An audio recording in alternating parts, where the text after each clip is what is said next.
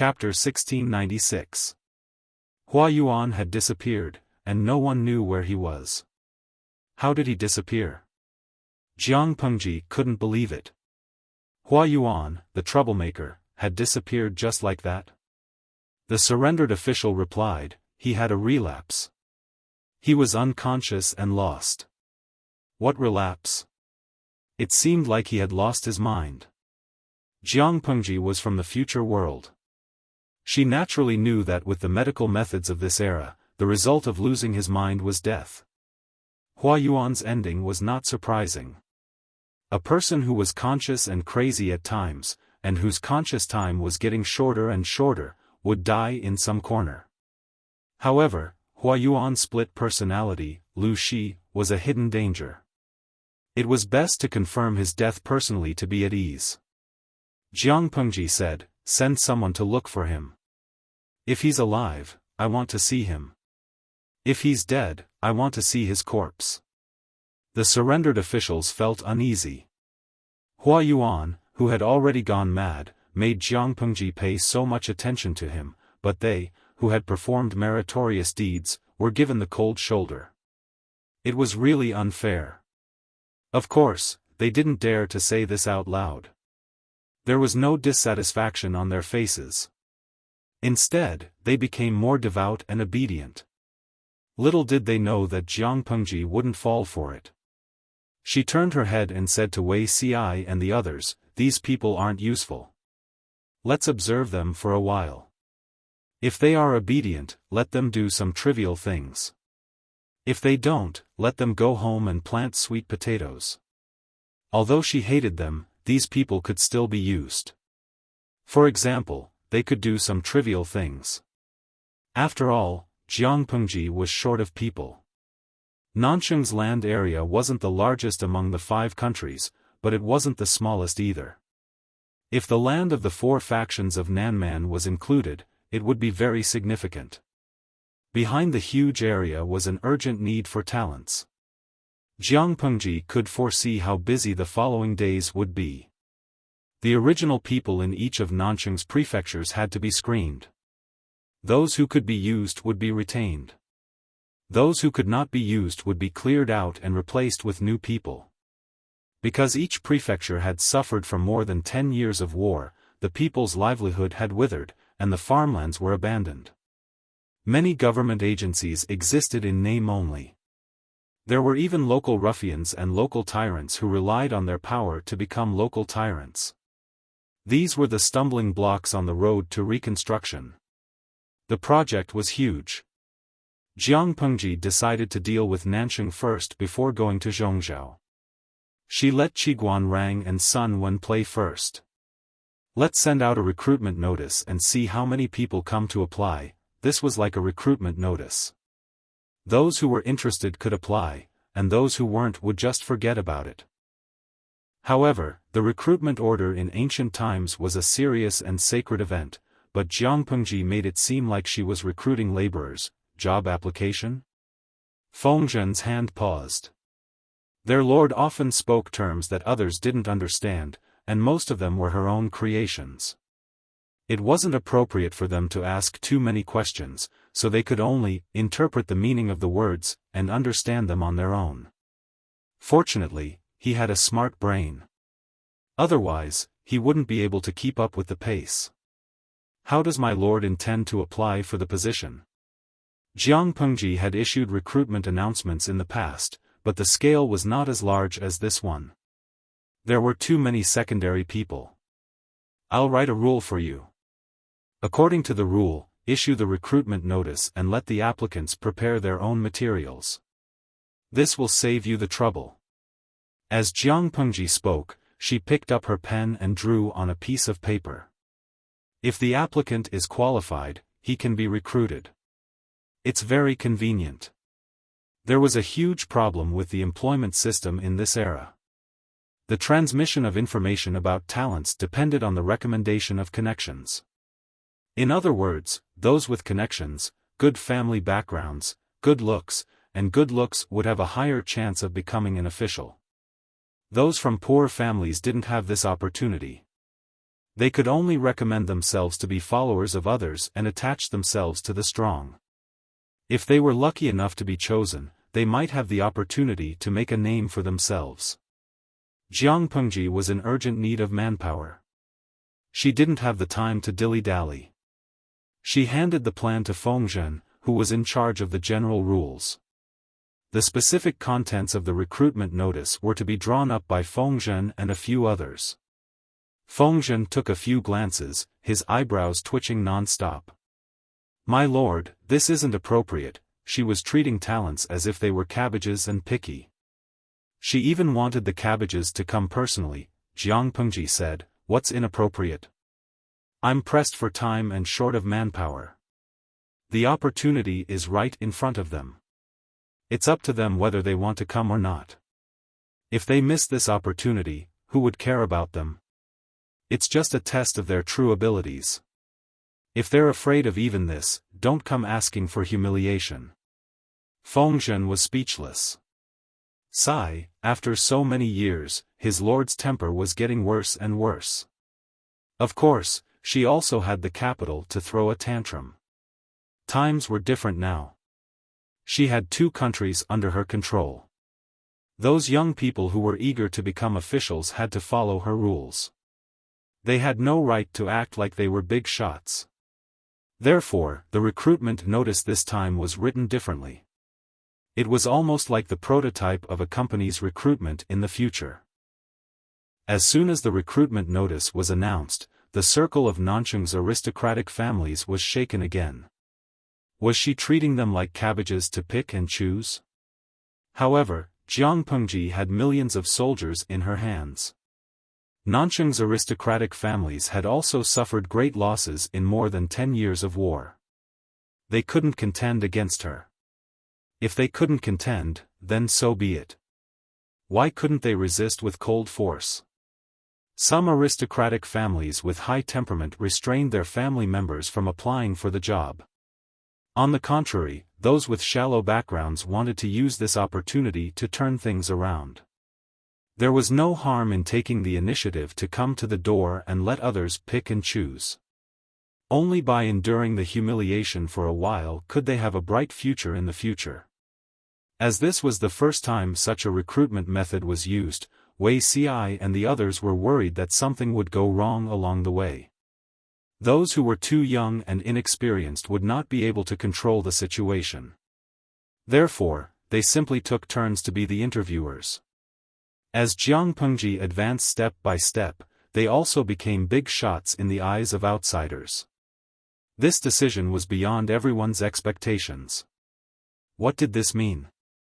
It meant that the Duke of Lanting attached great importance to this recruitment. He was actually willing to send out so many big shots. With them as the interviewers, the scholars who came to apply for the job felt much better. The recruitment notice was very clear. Every scholar who came to apply for the job had made sufficient preparations. They couldn't wait to write down all their strengths. If it wasn't for the inappropriate occasion, there would probably be resumes such as speaking at the age of 1, being literate at the age of 2, reading the Analects of Confucius at the age of 3, and reciting poems at the age of 4. Of course, Wuxia and the others were not there to listen to this nonsense. The examinations they prepared were very targeted. They strived to test the depth of the other party in the shortest time possible. In order to reduce mistakes and omissions, once they were hired, they would specially send people to examine the authenticity of the applicants' resumes.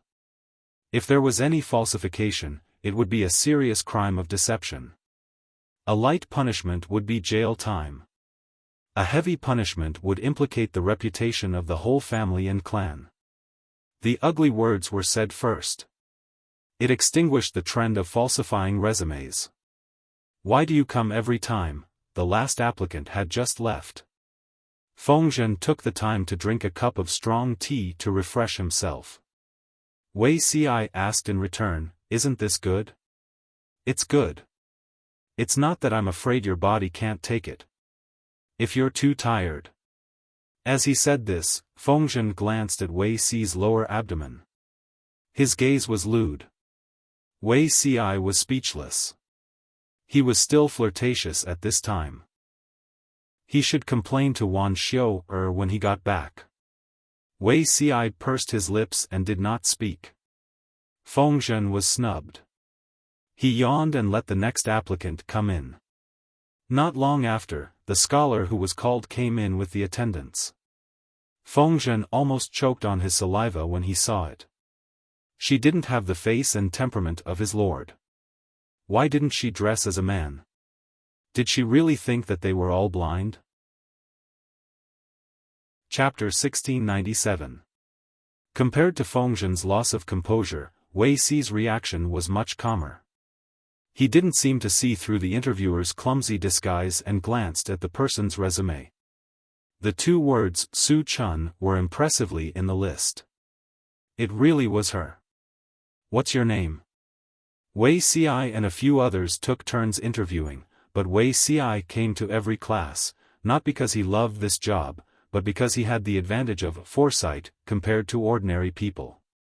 If he didn't make good use of this advantage to create value, wouldn't it be a pity? For example, for this interview, he had some impression of many of the scholars being interviewed. This was much more accurate than the resumes they submitted. Some of them were truly talented and virtuous, and could be employed without worry. But there were also slackers mixed in, and the interviewer had to find a way to check and identify them. If someone with bad intentions was successfully promoted, the people in Nansheng would be the unlucky ones. When the recruitment notice was first sent out, Wei Xi was wondering if Su Chun would appear. He didn't expect her to really come. My surname is Su, and my name is Chun. I'm from Ningzhou. Greetings to both of you. No need for formalities. Wei Xi went straight to the point without any delay. If you're ready, you can begin. The girl said respectfully, I'm ready. Sir, please set the question. Feng Zhen was frantically hinting at Wei Xi with his peripheral vision, but the latter chose to be intermittently blind and ignored his little tricks. Wei Xi was in charge of this interview. When the interview assessment was over, he put the book of interview questions on the table. That's enough. Go back and wait for news. There will be results in 3 days. The girl bowed and retreated to wait for the other interviewer. Taking advantage of this gap, Feng Zhen said, the content this person submitted is most likely fake. Why can't you tell? Wei Xi said, it can't be fake. She's obviously a woman.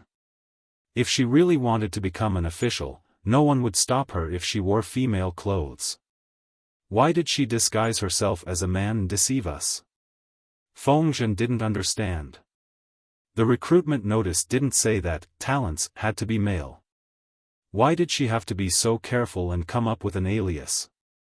If she didn't get recruited, that would be fine.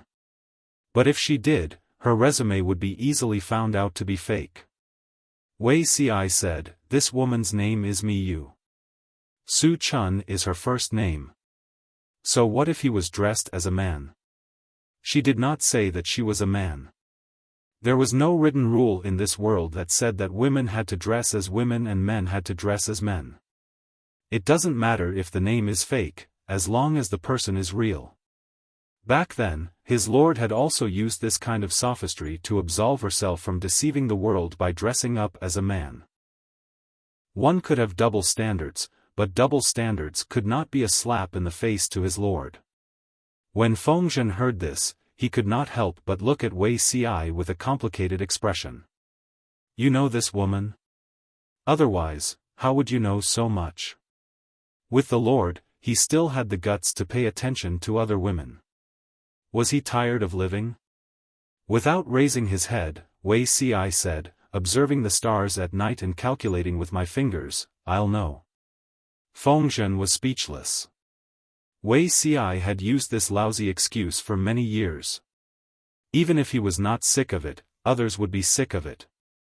Well, our demigod Wei, what did you find by observing the stars at night and calculating with your fingers? Wei Xi said, Miyu is a woman with a story. It just so happens that my lord needs her. She came at the right time. There were 3 thresholds for this call to recruit talents. There were 766 people who participated in the first written examination, and this was only the first batch. However, there was not a single woman among these people. There was only one woman, Miyu, who was dressed as a man. If Mi Qian had not appeared, Wei Ci had planned to put on a self-directed marketing campaign of buying a horse's bones with 1,000 gold coins. What story could she have?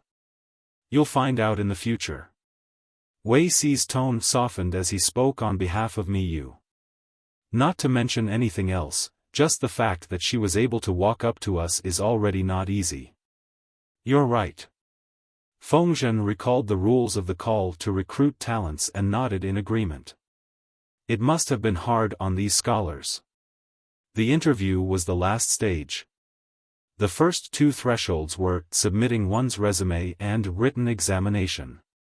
There was nothing much to say in the resume segment. In short, it was to play to their strengths and avoid their weaknesses, boasting in all sorts of ways to let others see their abilities. The second threshold was the written examination.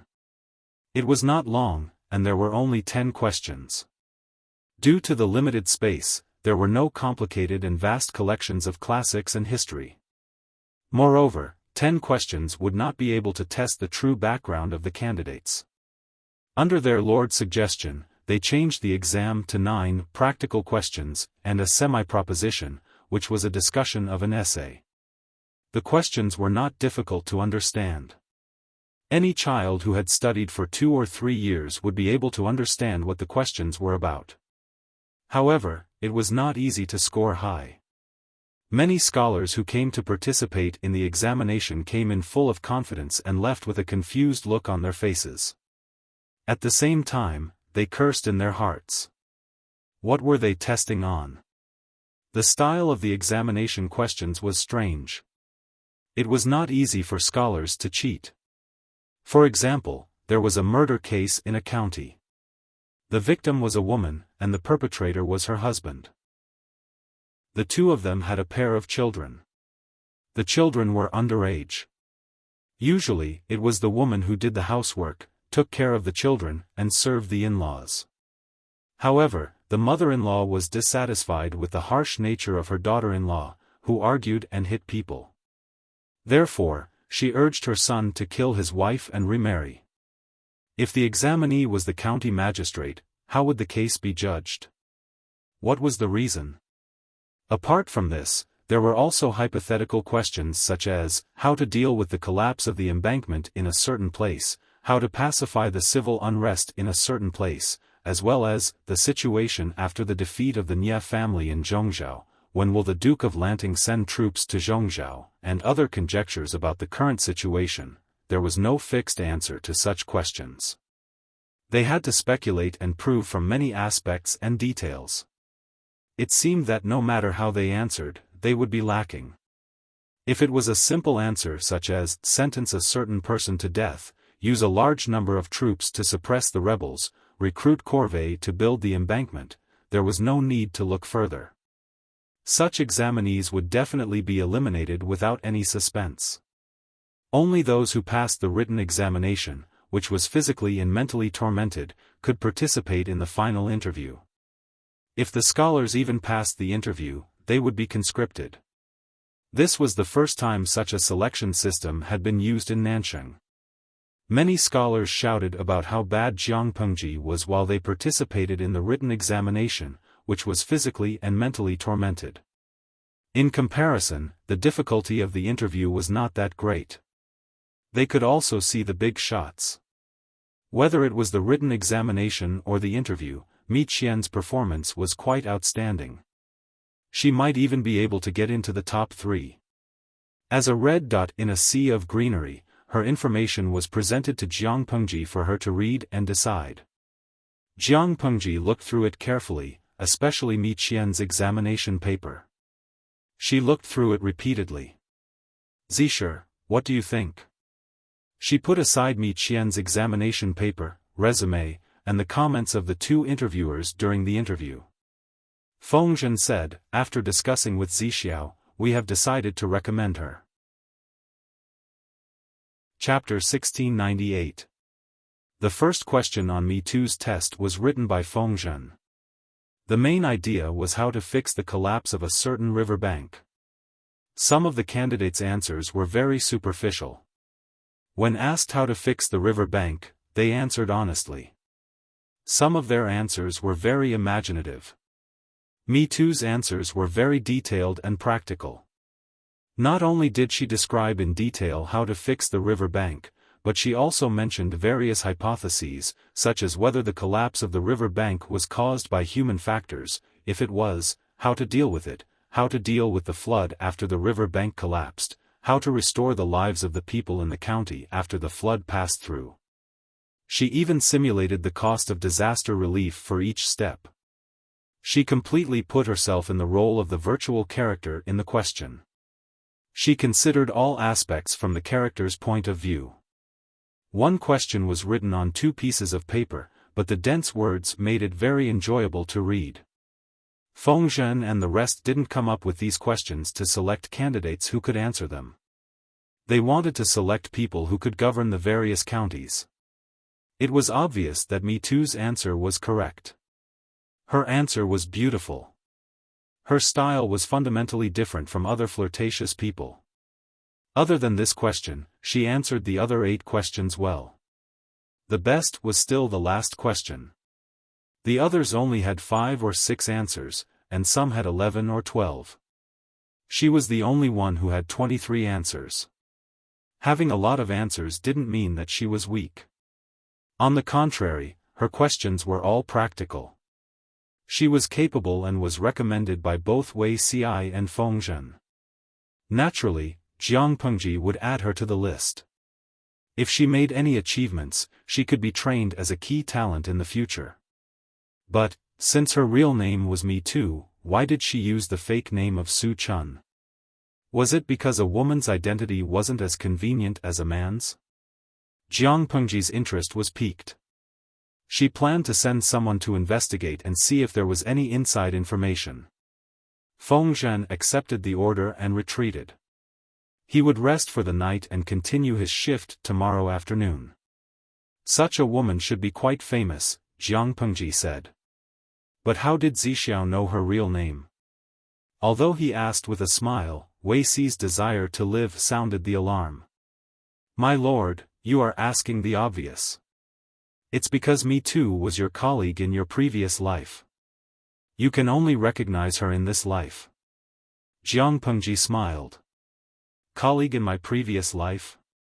Tell me about it. I feel like she will give me a different surprise. If something had not happened to such an outstanding woman, there was no reason why she did not have a presence in Weixi's previous life. Wuxia said, here. In his previous life, during the early years of the Jiang dynasty, there weren't many female officials, but every single one of them was very good at fighting, and this ability didn't just refer to their martial prowess. For example, Mi Miao was completely powerless, but there weren't many in the royal court who dared to fight her head-on. Moreover, their home ground was not in the imperial court. Under the orders of the emperor, he was responsible for inspecting the salt affairs of the 3 rivers and 6 rivers. He was also responsible for inspecting the corruption and bribery of various officials. In his hand was an imperial sword, and he had the right to act first and report later. Regardless of whether it was salt work or investigating corrupt officials, they were both very offensive jobs. It was one thing to offend people, but it was also easy for her to be plotted against and murdered. The number of people who wanted her life could line up across the entire 3 rivers and 6 rivers. However, Mi Qian's personality was quite unyielding, and she was unmoved by force or persuasion. The number of officials that she had kicked out could easily form 100 mahjong tables in hell.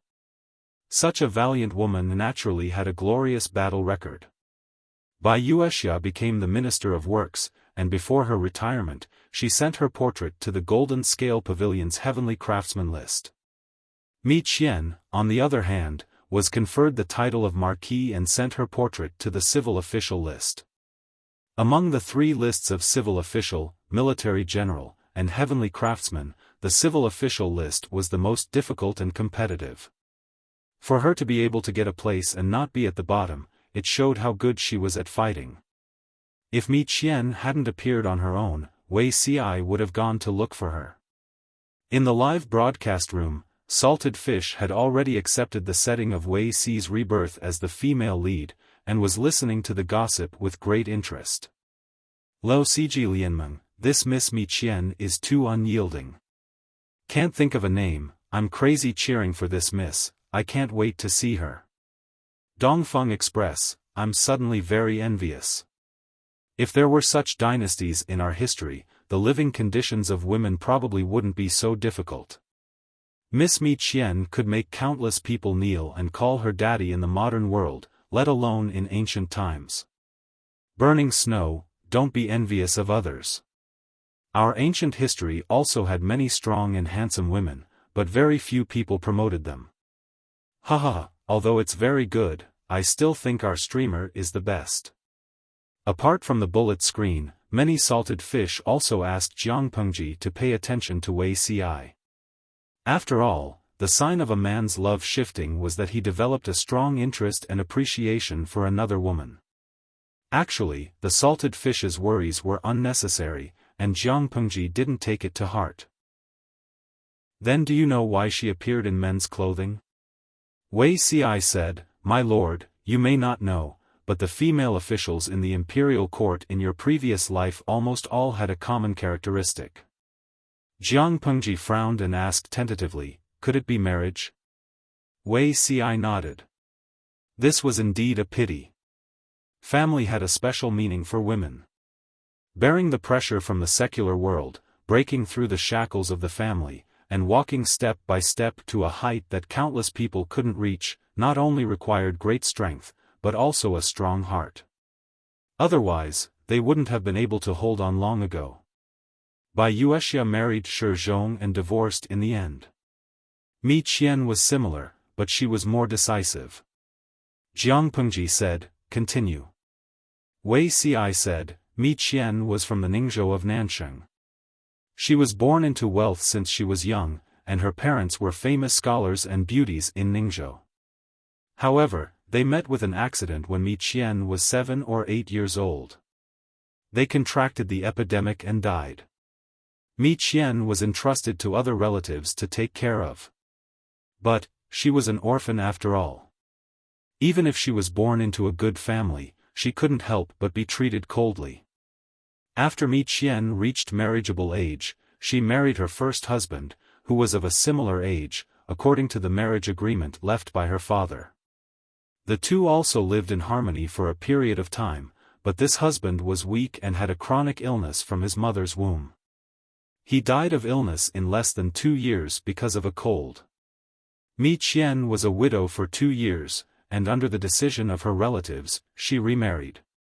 This person was also Mi Qian's last husband, but their tempers didn't match, and they often quarreled. The first marriage was very happy, but the second marriage was a battlefield where she and her husband tortured each other. Her husband was born into an aristocratic family, but he was an ignorant and incompetent playboy. He ate, drank, whored, and gambled. On the contrary, Mi Qian was a talented woman. Her first husband was also a scholar, and he was extremely respectful to her. The two of them had common topics, and they could talk about anything. They were close friends. What about her second husband? He was useless, and he still didn't know how to improve. How could Mi Qian take a liking to him? Chapter 1699. Quarrel often? In this era, when a couple quarreled, it was usually the woman who was at a disadvantage. It was fine if she met a well-mannered husband, at most they would scold him verbally, but if she met a scum, she would hit him with her fists when she was angry. Under normal circumstances, an adult man's strength was not comparable to a normal woman's. If they fought, they would really be at a disadvantage. According to Wei Ci's description, Mi Chu's second husband was a playboy with no bottom line. Wei Ci had a telepathic connection with her, so he said, "Don't worry, my lord." Mi Chu did not suffer much. Mi Chu remarried, and her second husband was secretly happy that he had married a talented woman, which was interesting for a few days. But he was a complete scum, narrow-minded and jealous. How could the two have anything in common? Moreover, of the 1,000 books that Mi Chu brought with her, 70% were left by her parents, and the remaining 30% were left by her ex-husband. Every time he saw these books, the scum husband would feel upset, but Mi Chu liked to stay in the study, addicted to books, unable to extricate herself. In the eyes of the scum husband, this behavior was Mi Chu's expression of missing her ex-husband, which made him jealous. Not only did she miss her ex-husband, but she also kept his belongings. What an unfaithful woman. In less than half a month, the scum husband showed his true colors.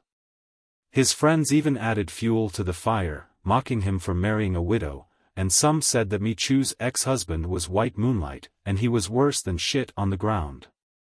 The scum husband became angry. One time, he went crazy and wanted to burn Mi Chu's book collection, and the two of them had a conflict. During the conflict, Mi Chu was punched twice by the other party. Seeing that her husband was still angry, he kept shouting that he was going to beat her to death, which made Mi Yu furious. She called for her servants to tie this husband up and gave him a good beating to sober him up. She whipped him so hard that he started crying, and no one could stop him. After this conflict, the couple, who had not even been married for a month, completely broke up. Jiang Pengji listened with great interest. Such a tough girl was really likable. Mi Chu whipped her husband, and the in-laws didn't object? Wei Ci said, this marriage was originally requested by Mi Yu's in-laws. They requested for Mi Yu's hand in marriage on behalf of their son. Naturally, they took a fancy to Mi Yu's ability. They only had one son, and their only son was a good-for-nothing. If the two elders passed away, all the wealth they had accumulated over several generations would be gone. My son was in the wrong first, and they wanted something from Mi Ku, so I'll just turn a blind eye to this matter. The slacker husband wasn't satisfied with Mi Yu, but the in-laws were extremely satisfied. On the second day after Mi Yu married into the family, the two elders handed her the authority to manage the household. She didn't show her timidity either. As soon as she arrived, she cleaned up her husband's family in an orderly manner. However, Mi Can's abilities were not what the two elders were most satisfied with. What they were most satisfied with were the 1,000 books that she had received as a dowry. After all, the books they had collected over the past few generations didn't even amount to 20% of Mi Tu's dowry. If Mi Qian was pregnant, the child she gave birth to would also be able to teach well, and the two elders wouldn't have to worry about this family's decline. Besides, their son was too shameful. He actually dared to make a move against the mistress of the household. He didn't have the slightest bit of self-restraint and was more like a hoodlum. As long as he didn't beat him to death, there was no harm in whipping him to teach him a lesson. The in-laws chose to watch from the sidelines, and Mi Qian controlled all the power in the household. The slacker husband couldn't do anything to her. The husband is unreliable, but the in-laws are still clear-headed. Jiang Pengji didn't agree. How is it clear-headed? It's clearly selfishness. If it was someone else, I'm afraid that person would be tortured to death. My lord's words make sense. The in-laws didn't help their son because they were reasonable, but because they hoped that Mi Qian would carry the household for them. If they were really good people, they wouldn't have spent so much effort and money to get in touch with Mi Qian's relatives, and use them to force Mi Qian to remarry. Didn't they know what kind of person their son was, and whether he was someone they could entrust the rest of their life to? If it wasn't for Mi Qian's own abilities, and her ex-husband's plans for his young wife before he died, who knew how her life would be like now? For an ordinary woman, these days are a little troublesome, but it's not like they can't live on. Why is Mi Qian here?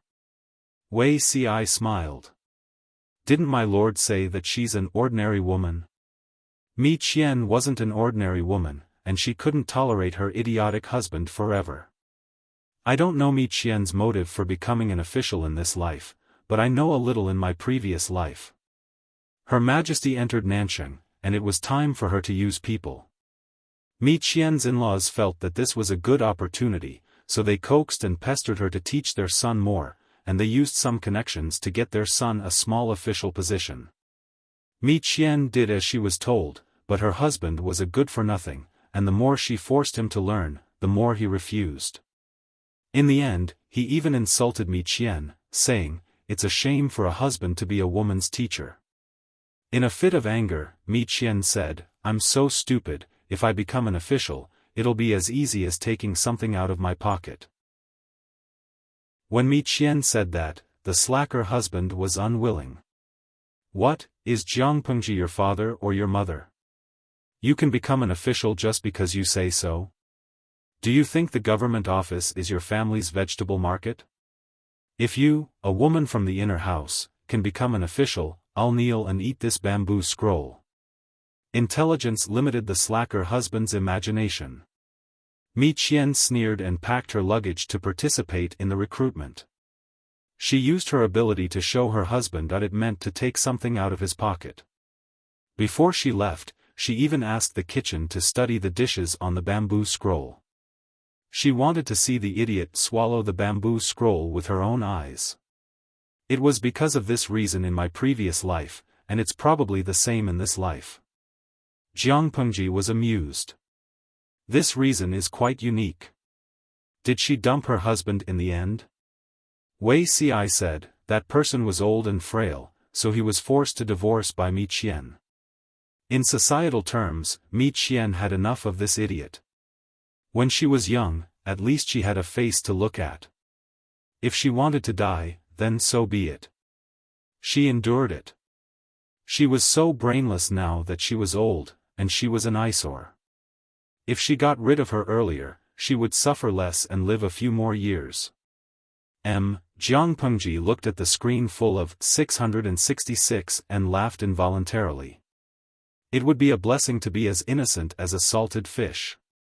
She felt that the reason why Mi Qian divorced her second husband was not just because of family conflicts. If it was because of family conflicts, her slacker husband would have been kicked countless times. In Jiang Pengji's opinion, their divorce was also influenced by the outside world. As the saying goes, blocking someone's money is like killing one's parents. Just look at Han Yu's ex-wife's family, Mrs. Tao, to know how profitable the illicit salt trade was. Not to mention corruption and bribery, which was a magic weapon for many officials to get rich.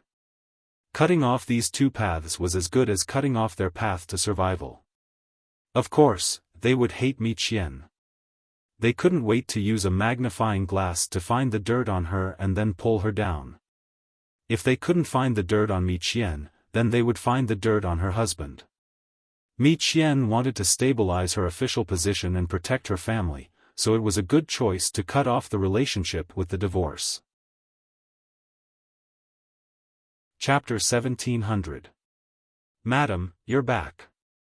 As soon as Mi Yu returned, a young woman wearing a water-green dress walked towards her.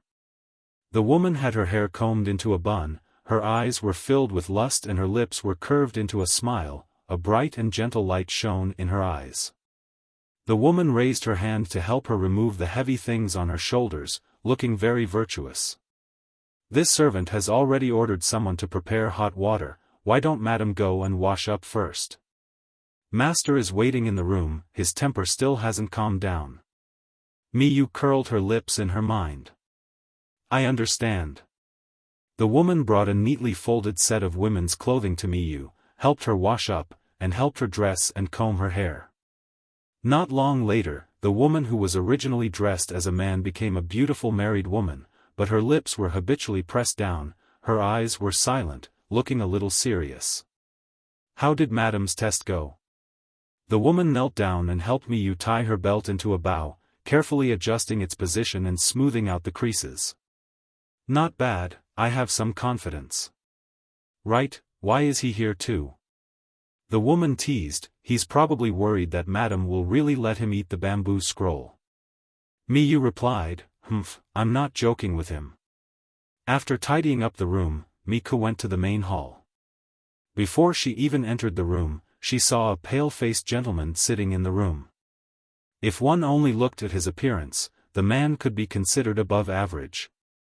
Unfortunately, he was only an embroidered pillow that looked good but was actually useless. As soon as Miyu arrived, the man started to complain. "What time is it already? Why aren't you eating yet?" Miyu ignored him and sat on her mat. The water-green dress woman brought her a table and set up the utensils. The man became even angrier and shouted at the woman in the green dress, "You're such an idiot with poor eyesight. I'm the head of this house, as a concubine, why are you so attentive to her? Hurry up and serve her, don't make me angry." Both of them were blind, all of his concubines were supporting this woman Miyu, they must be crazy. Before he married Miyu, there were 7 or 8 women serving him in the inner courtyard. The women who once fought for his affections, after Miyu married him, all of them seemed to have been drugged, trying their best to please Miyu. What happened to the inner courtyard fighting? He was their man, so what was the point of currying favor with Miyu? How infuriating. This time, it was even more outrageous. A woman didn't stay in the inner residence and insisted on coming out to compete with a group of men. She did not follow the ways of a woman, so the concubines in the inner courtyard were also crazy. They fought with each other to go out with her and serve her along the way. If these concubines went to serve Michu, who would serve him? The concubine's hand froze. Miku said expressionlessly, "Ignore him." It was just the barking of a mad dog. There was no need to pay it any mind. The concubine smiled and said, "Yes." The man, whose concubines were these? He resisted the urge to flip the table and suppressed his boiling anger. "What are you looking at? Hurry up and bring it over. Do you want to starve me to death?" The man was angered by Mi Tong, so he turned around and vented his anger on someone else. Even when the food was served, his anger still hadn't subsided. "Time to eat." Saying so, the man saw that Mi Tong had already started eating from the corner of his eyes. He was so angry that he almost had a heart attack. He, as the head of the house, hadn't even said that he could eat yet she dared to eat first. Seeing the man's stupid look, Mi Tong's lips curled into a cold smile. After so many years, his brain was still so stupid. Why did all the concubines in the inner courtyard fawn over her? Did this person not know at all? Naturally, it was because there were more benefits to serving Mi Tong than serving men, and the work was also easier. If it wasn't for benefits, then what was it for? No woman would want to become a concubine. Becoming a concubine to fight for favor was just to obtain a stable life and good conditions from a man. Before Mi Tong married over, these concubines weren't treated very well. The residence was filled with chaos. Many of the concubines would fight over a few dishes, beautiful satin, or even a few caddies of charcoal for the winter. That ignorant look really made people want to laugh. After she married over, she used her methods to make these women see the reality: men were useless, the one who could truly bring them a better life was not a man, but her, the matriarch. The concubines fought over a man's affections and worked themselves to death, but in the end, the benefits they obtained were not even as good as fawning over Mi Tong, the matriarch. There were also those who were short-sighted and didn't believe it, and ended up being taught a lesson by Mi Tong. As for the children fighting for favor, it was even more ridiculous. If Mi Tong didn't manage it, even if the concubines fought over it with their sons, they would just be an empty shell. What was there to fight over? In fact, they hoped that Mi Tong would get pregnant and have children, or have a successful career, so that they could accumulate more wealth so that their children could have a bigger share.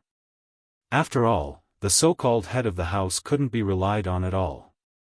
Such a simple logic, yet the man didn't understand. No wonder he was getting less and less liked by the concubines, he really was stupid. With a belly full of anger, nothing he ate tasted good, so he hurriedly ate a few mouthfuls before putting down his chopsticks. When he raised his head, he saw a concubine kneeling beside the table, using her slender hands to peel and cut crab legs for Mi Tong, causing his anger to rise. He said in a strange tone, "Did you really go to the Duke of Lanting's recruitment notice?" Mi Tong replied, "I did." The man sneered, "You weren't chased out by someone?" Mi Tong looked up at him. The look in her eyes told her to understand. Women should just stay in the inner residence to take care of their husbands and children, don't dream about unrealistic dreams all day long. The man said, "Quite a few people already know about your matter, how do you want my friends to look at me? While you haven't lost too much face yet, quickly return with me, so that you can know your place from now on." Mi Tong sneered, "If the men in the house can support the family and are more outstanding than this concubine, why would this concubine need to stand up for them?" The man's face instantly turned purple from anger. "When did I ever lack food and clothing for you? Do I need you to show your face and make a fool of yourself?" Mi Tong said, "That's funny. Lungjuan's annual expenses alone cost 9,000 strings of coins, the household's womenfolk, maids, servants, and guards are fixed at 5,000 strings of coins, father-in-law and mother-in-law's expenses are 3,500 strings of coins, and the social interaction during festivals also costs 4,300 strings of coins. However, the income of the estate's farmlands and shops is less than 10,000 strings of coins, leaving such a huge gap. Could it be that Langjun has filled in the gaps?" Before Mi Tong married, the estate's account books had been read for years, with losses reaching more than 300,000 strings of coins. Now that the losses had turned into profits, and the estate's food and clothing were getting better and better, wasn't it all because of her? "You're living off a woman, yet you still don't know how to correct your attitude, you sure are shameless." The man couldn't win against her in an argument, he had no reason to refute, and if he didn't refute, he would feel suffocated. "In short, are you going back or not?" Mi Tong said calmly, "The Duke of Lanting's declaration of war will arrive in a few days, if you leave now, you won't be afraid of being questioned." "Declare war? You?" The man almost laughed, "If the Duke of Lanting declares war on you, I'll kneel and eat this table raw." Mi Tong. Chapter 1701. What's with that look? Receiving Mi Chu's understand look, the man was annoyed. Was she doubting him or looking down on him? "If it wasn't for me spoiling you, do you really think you're someone important?" This woman actually dared to roll her eyes at him. She sure had guts. If he didn't do something about it, wouldn't she be stepping on his head in the future? Mi Chu sneered coldly and slowly put down her chopsticks. She took the handkerchief from the concubine and elegantly wiped the corner of her mouth. "Since you're so confident, just wait for the bamboo scrolls to be cooked on the table. Our family isn't poor, we can still afford a bamboo scroll and a table. If the kitchen doesn't make it to your liking, this concubine will have the kitchen try a few more dishes until you're satisfied." The man almost choked on her words. The finger he pointed at Mi Chu trembled in anger. Mi Chu stood up from the mat and returned to her room without looking back. The concubine hesitated for a second before decisively following the main wife's footsteps. Dr. Mi Chu was the one who provided for her. If she didn't hug this leg, should she hug that unreliable man instead? The man was so angry that he flipped the table and cursed, but the target of his curses had already left. No matter how harsh and nasty his curses were, there were only a few servants in the audience. Not only did he not affect Mi Chu, he even lost his face and hurt his liver. "Bitch! I'm so angry." The man slammed the table and gritted his teeth, "I'll divorce this bitch sooner or later, I'll divorce her sooner or later." The servants at the side could only roll their eyes inwardly. If a man dared to divorce, he would have done so 800 years ago. Why would this couple torment each other for so many years? He couldn't understand it either. The first madam was both beautiful and talented. There was a wide market for her to remarry after a divorce. Why did she have to hang herself on this crooked tree? It wasn't just them who didn't understand. The concubines in the man's backyard didn't understand either. Mi Chu was probably the main wife of every man's dream. She would serve the in-laws and raise their children. The entire residence would be well organized. There was no need to worry about the inner and outer courtyards. She never cared which concubine her husband slept in at night. If her husband wanted to take a concubine, she would support him. Even the money for the concubines was earned by her. Other than being tall, men didn't need to use their brains. What man wouldn't like such a virtuous wife? The only difference was that not only would this virtuous wife not flatter her husband, but she would also not be dissed by his gorgeous concubines every day. Instead, she could anger her husband so much that even his concubines would stand on her side. Speaking of which, it was very mysterious. Outsiders couldn't see through it at all. In the study, the concubine used the pair of hands that men love to use to massage Mi Yu's shoulders. Her strength was just right, and her technique was also very experienced. Mi Ku was leaning against a table, flipping through a book, his brows furrowed and relaxed from time to time.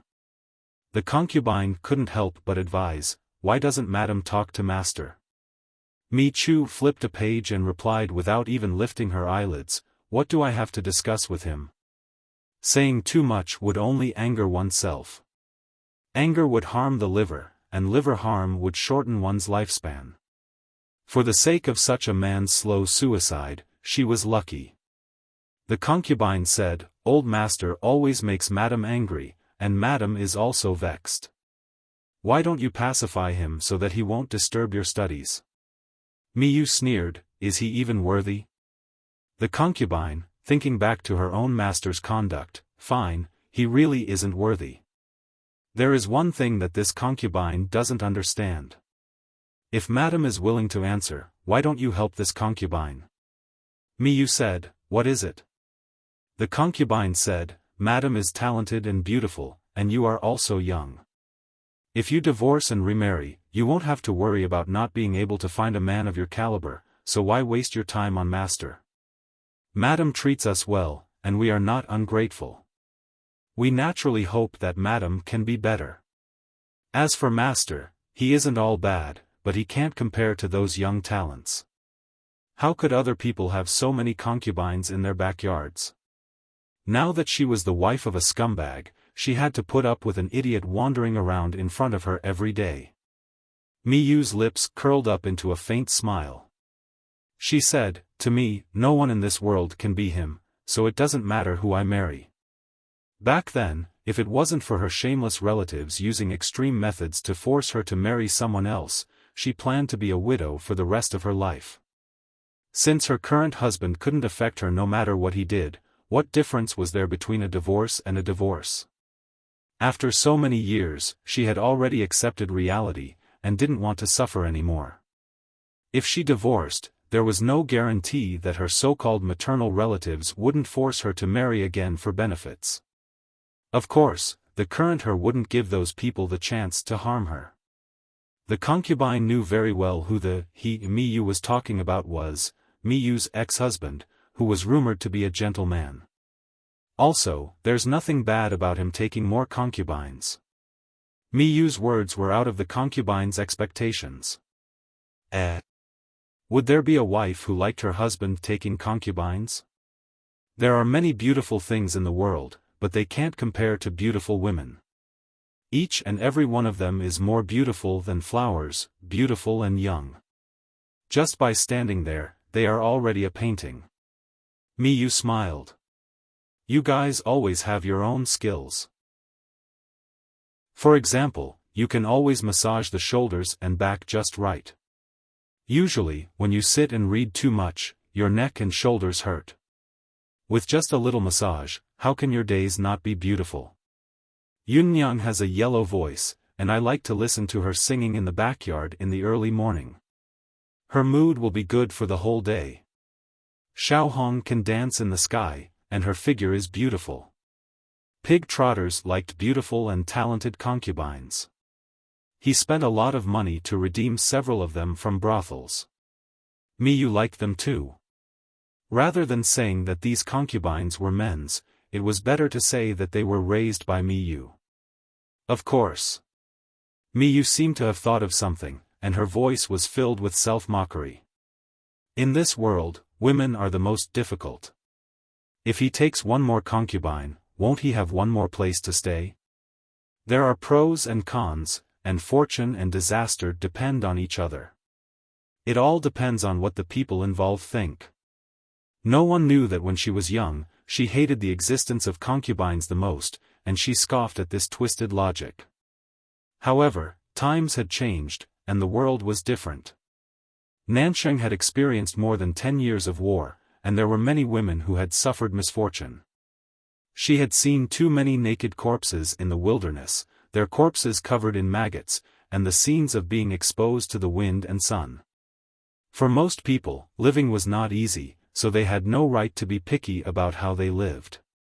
"Madam, will the Duke of Lanting really order an expedition?" You said with certainty, "Definitely, he will. He needs me." The concubine smiled. "If that's the case, the old master, is he really going to eat the table of bamboo slips?" "Humph, a gentleman never goes back on his word. If he says he'll eat it, then I'll watch him kneel and finish it." Before the expedition document was issued, Jiang Pengji received a few pieces of news. Many people said that they had seen people similar to Hua Yuan. Jiang Pengji connected the dots and discovered a secret. Hua Yuan was heading north in the direction of Ningzhou. Ningzhou? Isn't that Hua Yuan's ancestral home? Chapter 1702. Lord, are you guessing that Hua Yuan has gone to Ning province? Jiang Pengji secretly summoned Wei Xi and told him about Hua Yuan. Jiang Pengji said, "That's what I guessed. If I remember correctly, you said that Hua Yuan died of illness in Ningzhou in his previous life?" "Indeed, but in this life. I didn't expect Hua Yuan to end up the same way. If it weren't for this encounter in his childhood, Hua Yuan wouldn't have lost his mind, and he wouldn't have lived his life like this. If he was clear-headed, it wouldn't be difficult for him to live to the end of his life, even if he didn't achieve success and recognition. How does my lord intend to deal with him? Should we send someone to capture him or kill him on the spot?" Wei Xi felt sorry for Hua Yuan, but he did not sympathize with him. After all, no matter how pitiful Hua Yuan was, his wrongdoings could not be forgiven. Jiang Pengji crossed her arms and supported her chin. She looked up at Wei Xi. "I'm going to see him in person to settle this once and for all. Zixiao, do you want to come with me?" Even if the personality created by Hua Yuan was fake, she would still feel uncomfortable if she didn't deal with it herself. After fighting the war for 2 to 3 years, she and Zixiao didn't have much time to be alone, so they could take this opportunity to spend some time together. Wei Xi smiled and said, "You lied to them at the critical moment. If you don't give a reason, I'm afraid they'll complain again." He was especially worried that Feng Zhen and the rest would misunderstand that his lord was abusing his position for personal gain. Jiang Pengji said nonchalantly, "The war in Nansheng has stopped, but there are still civil unrest of varying sizes in various places. It will take some time to completely pacify them. As the Lord, how can I sit back and do nothing? In order to ensure the safety of the people, these vermin must be eradicated without delay." Was she someone who abused her position for personal gain? She was clearly doing this for the sake of the general situation and the people. She wanted to deal with the hidden danger of Hua Yuan and bring peace and stability to the people along the way. No matter how many times he heard or watched it, Wei Xi could not help but sigh at his lord's ability to lie through her teeth. No one could compare to her. "I'll have to trouble my lord to say these words to Zixia and the rest. I won't overstep my boundaries." Jiang Pengji rested her chin on her hand. "Sigh, Zixiao has also learned to be naughty. Who has led him astray?" In the past, Zixiao was a considerate person. he wouldn't be so mischievous. Wei Si blinked his right eye lightly and teased, "What does my lord think?" Jiang Pengji said, "I thought, this is called husband and wife." As time went by, the two of them would become more and more similar in some areas, and more tacit with each other. Wei Si was so angry that his face turned red. 10 Wei Zixiao's could not compare to one Jiang Pengji's level of flirting. The latter's level of flirting had reached the peak. As expected, Fengzhen and the others rolled their eyes at Jiang Pengji's suggestion. On the surface, he was smiling, but in his heart, he was cursing. What's the point of bringing Zixiao along for work? What's the point? Jiang Pengji raised her eyebrows and smiled. I don't mean much. I can't create the young lord that all of you yearn for by myself, can I? Fengzhen had a meaningful look in his eyes. He raised his hand to remove Jiang Pengji's hand from his shoulder. While pretending to be serious, he suppressed the corners of his mouth and said righteously, "My lord is right. Quelling the civil unrest and restoring peace to the people is the top priority. Zixiao is steady and meticulous in his work. With him by my lord's side to assist me, I can be at ease." No matter how big the world was, it was not as big as the young master. When the young lord grew up, he wouldn't have to put up with a lord with a terrible temper. Just thinking about it made him happy. He had rolled his eyes just now, but now he was eager for Jiang Pengji to immediately pack up and abduct Wei Si. Men. Ningzhou wasn't too far from Jiang Pengji's current location, but it wasn't near either. It would take a few days to catch up on horseback. Just as she was about to leave, an unexpected companion interrupted. "What are you doing here?" Jiang Pengji looked at Lu Zheng with dissatisfaction. Was this guy trying to mess things up on purpose? Lu Zheng said, "I heard that the Duke of Lanting is going to look for Hua Yuan. I have some accumulated grievances with him, so I can take this opportunity to settle them." Jiang Pengji was about to refuse, but she didn't expect Wei Si to plead for Lu Zheng with his eyes. How infuriating. You even have to bring along 2 high-wattage light bulbs. Although she was reluctant, she still brought Lu Zheng and his adopted daughter, Kang Xintong. 2 days before the departure, the first batch of names for the conquest was released. The first one was impressively Mi Chu, one could tell from her name that she was a woman. In fact, she was indeed a woman. The faces of the scholars who lined up behind her darkened. Even if they were roaring in their hearts that there was something shady and unfair, they still acted reservedly and congratulated each other on the surface. It was a harmonious scene. The documents for the conquest were specially sent to the temporary lodgings of the scholars. When the congratulatory sound of the gong spread from the alley to the manor, Mi Chu was standing in the courtyard and looking at the clouds in the distance. The concubine who was holding an umbrella for her to shade her from the sun asked in confusion, "Why is it so noisy outside?" "I don't think it's noisy. Instead, it's very pleasant." Mi Chu said meaningfully, "Tell the kitchen to prepare it." "Madam, we just had lunch a quarter of an hour ago." Mi Chu said. The bamboo stir-fried table was prepared for the master. The concubine was stunned for a moment before she reacted. She immediately smiled and congratulated Mi Chu. On that day, the one who felt the most despair was probably Mi Chu's husband. When the good news of the conquest came, it was as if he heard the sound of a death knell. The words, "My life is over," were circling in his mind. "I won't eat it. I won't eat it even if I die." He would rather kneel to death than eat it. After all, they had been husband and wife for several years. He knew that Mi Chu's personality was the most serious. If she said that she wanted to eat the bamboo stir-fried table, she would definitely stuff it down his throat. "Master, before the madam remembers it, let's escape first, shall we?" The attendant suggested to his master with a bitter expression. "After a while, the madam might forget about it. If we stay here any longer, the madam might come." Of the 36 stratagems, escape was the best. The man hurriedly packed his luggage and escaped with his guards. For a long time, he didn't dare to appear in front of Mi Chu. Mi Chu held a plate of bamboo stir-fried fungus in one hand. Looking at the messy room, she sneered without saying a word. He really can't be helped. Let him be.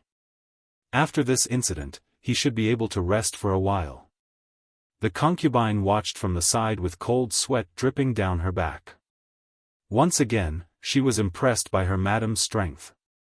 Anyone with half a brain would know that it was impossible to eat the bamboo stir-fried table.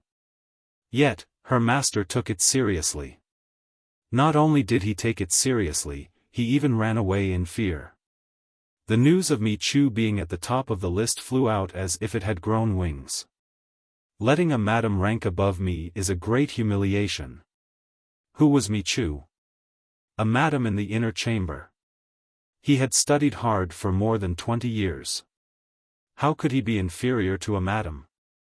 There must be a conspiracy behind this. The 21st ranked scholar was unhappy. He had a strong and unyielding character. He refused to admit defeat and refused to be conscripted. The onlookers were dumbfounded as they watched the scholar stomp his feet. Then, they watched in bewilderment as the messenger put the document of conscription into his arms and turned to leave. The scholar was speechless. He left just like that? Wasn't he going to ask him to stay? Isn't the Duke of Lanting a woman too? A spectator whispered. It was not like the scholar didn't know that Jiang Pengji was a woman. If he couldn't stand a woman being ranked above him, why did he run to the assessment? Chapter 1703. Sigh, a grown girl can't be kept at home. If she stays, she'll become enemies. I can understand the bitterness of this saying. Lu Zheng looked at his adopted daughter's back as she hurried up and down. He spoke with a tinge of jealousy and sourness. Jiang Pengji glanced at him and said, "You're the teacher's student. How can you use these words so casually?" She made it sound like she was a scumbag who had stolen Lu Zheng's sweet, cotton-padded jacket. Lu Zheng snorted coldly and said, "Ever since she saw you, she hasn't had any appetite. It's as if she's lovesick. Now she's serving you attentively. Her vigor makes people envious. Even her father has been forgotten. Tell me, where did I use the wrong context? I've doted on her for nothing. It's fine that you harmed a noble lady in Lengyue County, but you won't even let off a junior. Does your family's Zixiao know?" Jiang Pengji pouted and said, "He's right here. He's not deaf or blind. Of course he knows." Wei Ci, who was innocently implicated in the flames of war, could only smile awkwardly but politely. The journey to Ning province this time was not far, but it was not close either. Considering that the two scholars, Wei Ci and Lu Zheng, as well as the little girl, Kang Xintong, were accompanying them, Jiang Pengji ordered people to prepare a few more carriages. There were more than 1,000 entourage accompanying them. Everything was light. It was true that she was going to see Hua Yuan, but it was also true that she was going to pacify a small area of civil unrest along the way. It was impractical to bring only a few dozen people. Not to mention whether Feng Zhen and the others would agree, Wei Ci alone would be difficult to pass. Not long after they left the city, Jiang Pengji became a little impatient. She invited Lu Zheng and the others to play chess and chat. Wei Ci wouldn't reject Jiang Pengji's suggestion, but Lu Zheng was different. He rejected the invitation. It was impossible to play chess. It would never be possible to play chess. If Jiang Pengji pressed him against the chessboard in front of his adopted daughter, would he still have any dignity as a godfather? His mental preparation was ultimately ruined by his adopted daughter's sparkling eyes. "Sigh, daughter, you have the opportunity to be close to your idol, but do you know how your old father will be ravaged? How could he have a chance to turn things around when this couple teamed up to bully him? It was impossible for him to turn over. He could only lie flat on the ground and let himself be rubbed against. Only then could he live. Sigh. Lu Zheng looked at the chess game that he could no longer save. He threw the chess piece back with a thud and said, "Until today, I still can't figure out how such a devoted and loyal person like Zixiao could fall in the hands of a person with the style of a prodigal son." Jiang Pengji smiled. "Do you know what human nature is, Xiaofan?" Lu Zheng didn't understand and couldn't help asking with his eyes.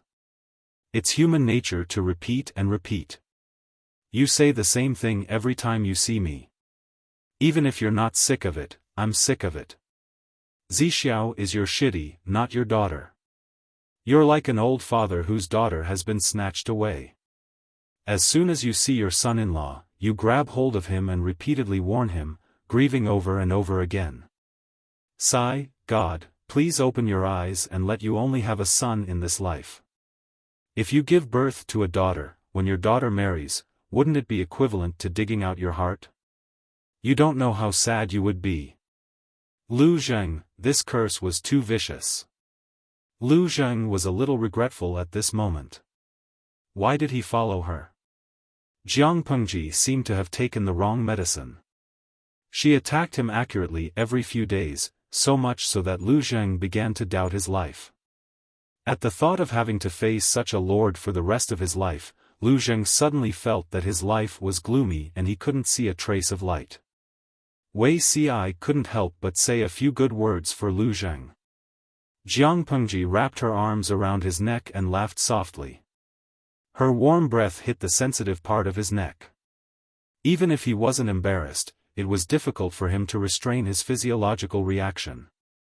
His ears were automatically dyed a translucent blood red, making his skin look even more delicate and fair. He raised his hands to hold Jiang Pengji's armpits to prevent her from sliding down. At this moment, his mood was like the spring breeze in March gently caressing the willow branches. His heart almost melted into water. Who asked Xiaofan to be so insensible? It's rare for me to have the opportunity to travel with you, but the father and daughter just had to join us. It's inconvenient for some things. Jiang Pengji gritted her teeth when she thought of this. She stretched her legs and stepped on the hem of Wei Ci's clothes. Her feet without socks looked even whiter against the layers of stone-colored clothes. Wei Ci's eyes darkened slightly when he saw this. He groped around with his right hand, grabbed the scattered socks, and put them back on for her. Jiang Pengji said, "You too. You don't know what's good for you." Even though Jiang Pengji didn't think it was a big deal to run around in a bikini, for the people of this era, a naked arm and a leg were considered private parts. For those scholars who were introverted on the inside, the lethality of having a pair of feet was even greater than being naked. Wei Ci's nose turned red from her teasing. He pursed his lips, put the socks on for her, and tied the straps. "Sit properly." Jiang Pengji curled her lips and moved to sit not far from him. Wei Ci secretly heaved a sigh of relief. In both his previous lives, he had been a restrained and polite person. In his memory, the matter between a man and a woman should happen at night, and the location should be limited to the room. Even if they flirted during the day, they should only be around each other. What about now? There were indeed only the two of them in the carriage, but there were other people outside. Even though Wei Ci had cultivated for 2 lifetimes, his skin was still not thick enough to support him to do things that were out of line.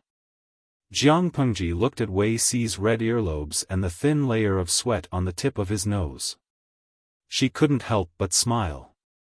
In all honesty, she really didn't have the intention to be a beast. Didn't he see that she still had the streaming room open? Even if she wanted to do something to Wei Ci, she would first close the streaming room. I heard that men who are introverted on the inside all have a characteristic. After they are introverted, they will be out of control. Why can't this be applied to you? Jiang Pengji shook her head regretfully. She put her feet on Wei Ci's thighs. I'm waiting for you to take the initiative. Nonsense. It's really rude to tease a gentleman like this. Wei Ci took a deep breath and silently recited the Qingxin mantra in his heart. He lowered his eyelids and continued to flip through the unfinished book. He was obsessed with reading, unable to extricate himself. He stayed away from beauties and became a saint. Jiang Pengji wouldn't give him the chance to do so. She was bored and used her toes to clamp the silk ribbon that hung on his waist. She listened to the jade ornaments clinking against each other. The sound wasn't loud. It was far from the sound of rolling wheels. However, Wei Ci's ears could only hear the crisp sound of the jade ornaments clinking against each other. His eyes couldn't help but move from the black and white words to the instep of her feet. He was very impatient. Jiang Pengji supported her chin with one hand on the table. Her body was half lying on the cushion of the carriage. Her eyes slid past Wei Ci's fingers. The diamond ring was still on his finger. It was still as shiny as before after years of pulling it out. She smiled and said, "Zixiao, do you still remember the day I gave you the diamond ring?" Wei Ci couldn't help but recall. All kinds of discordant scenes floated past his eyes. Not long after, he was so embarrassed that he blushed. The fire in his heart burned and made him feel uncomfortable.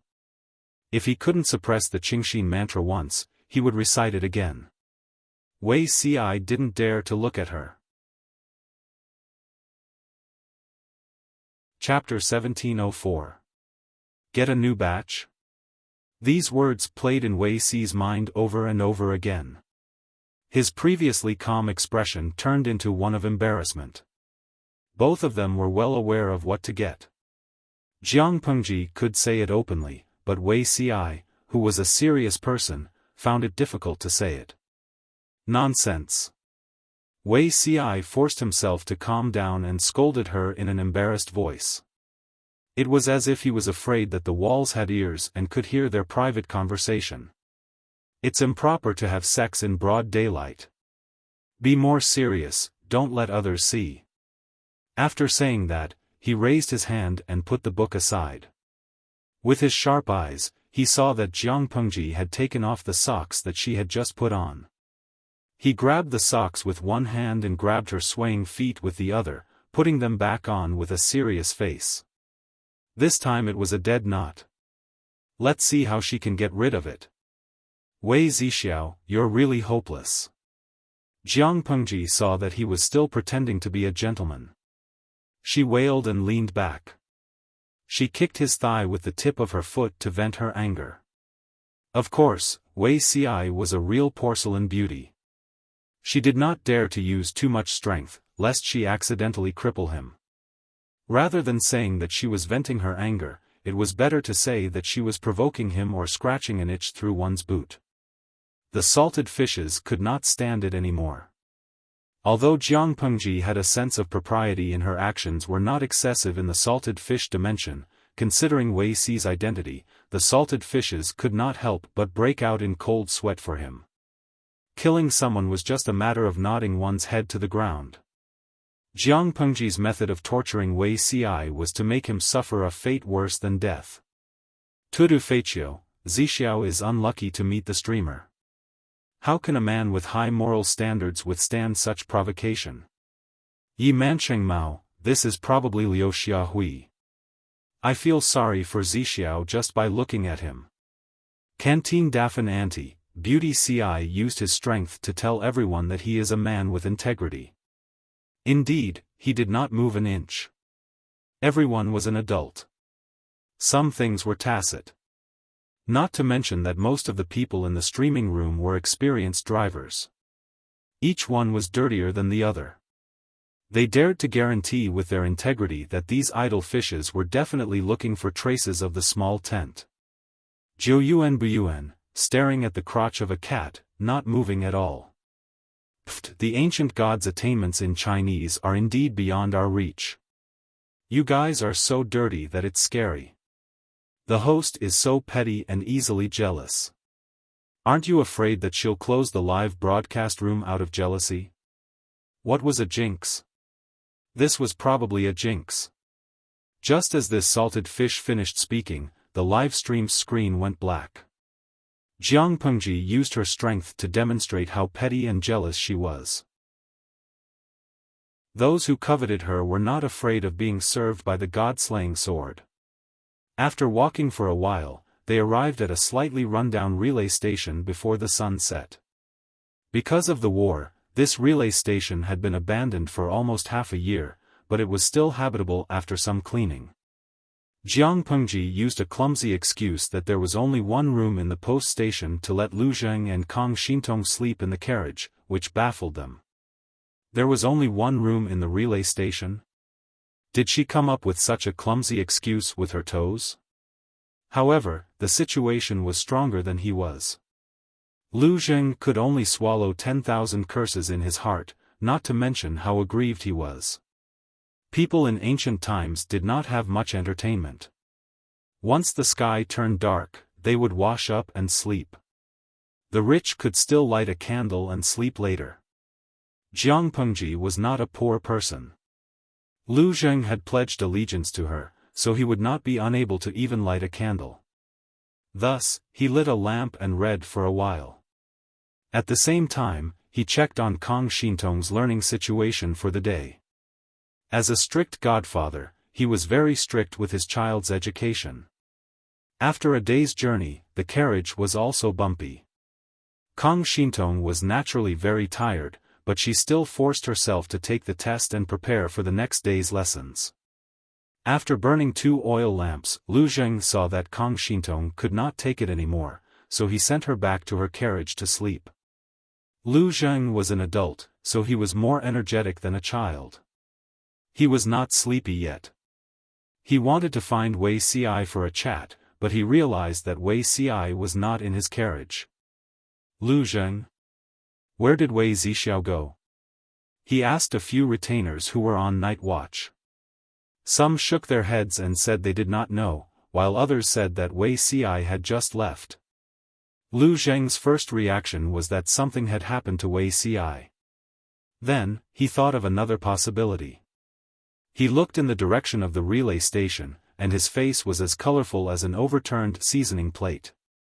Wei Ci was really in trouble. His chastity had been lost. After all, he was an adult. It was normal for him to have time to do interesting things.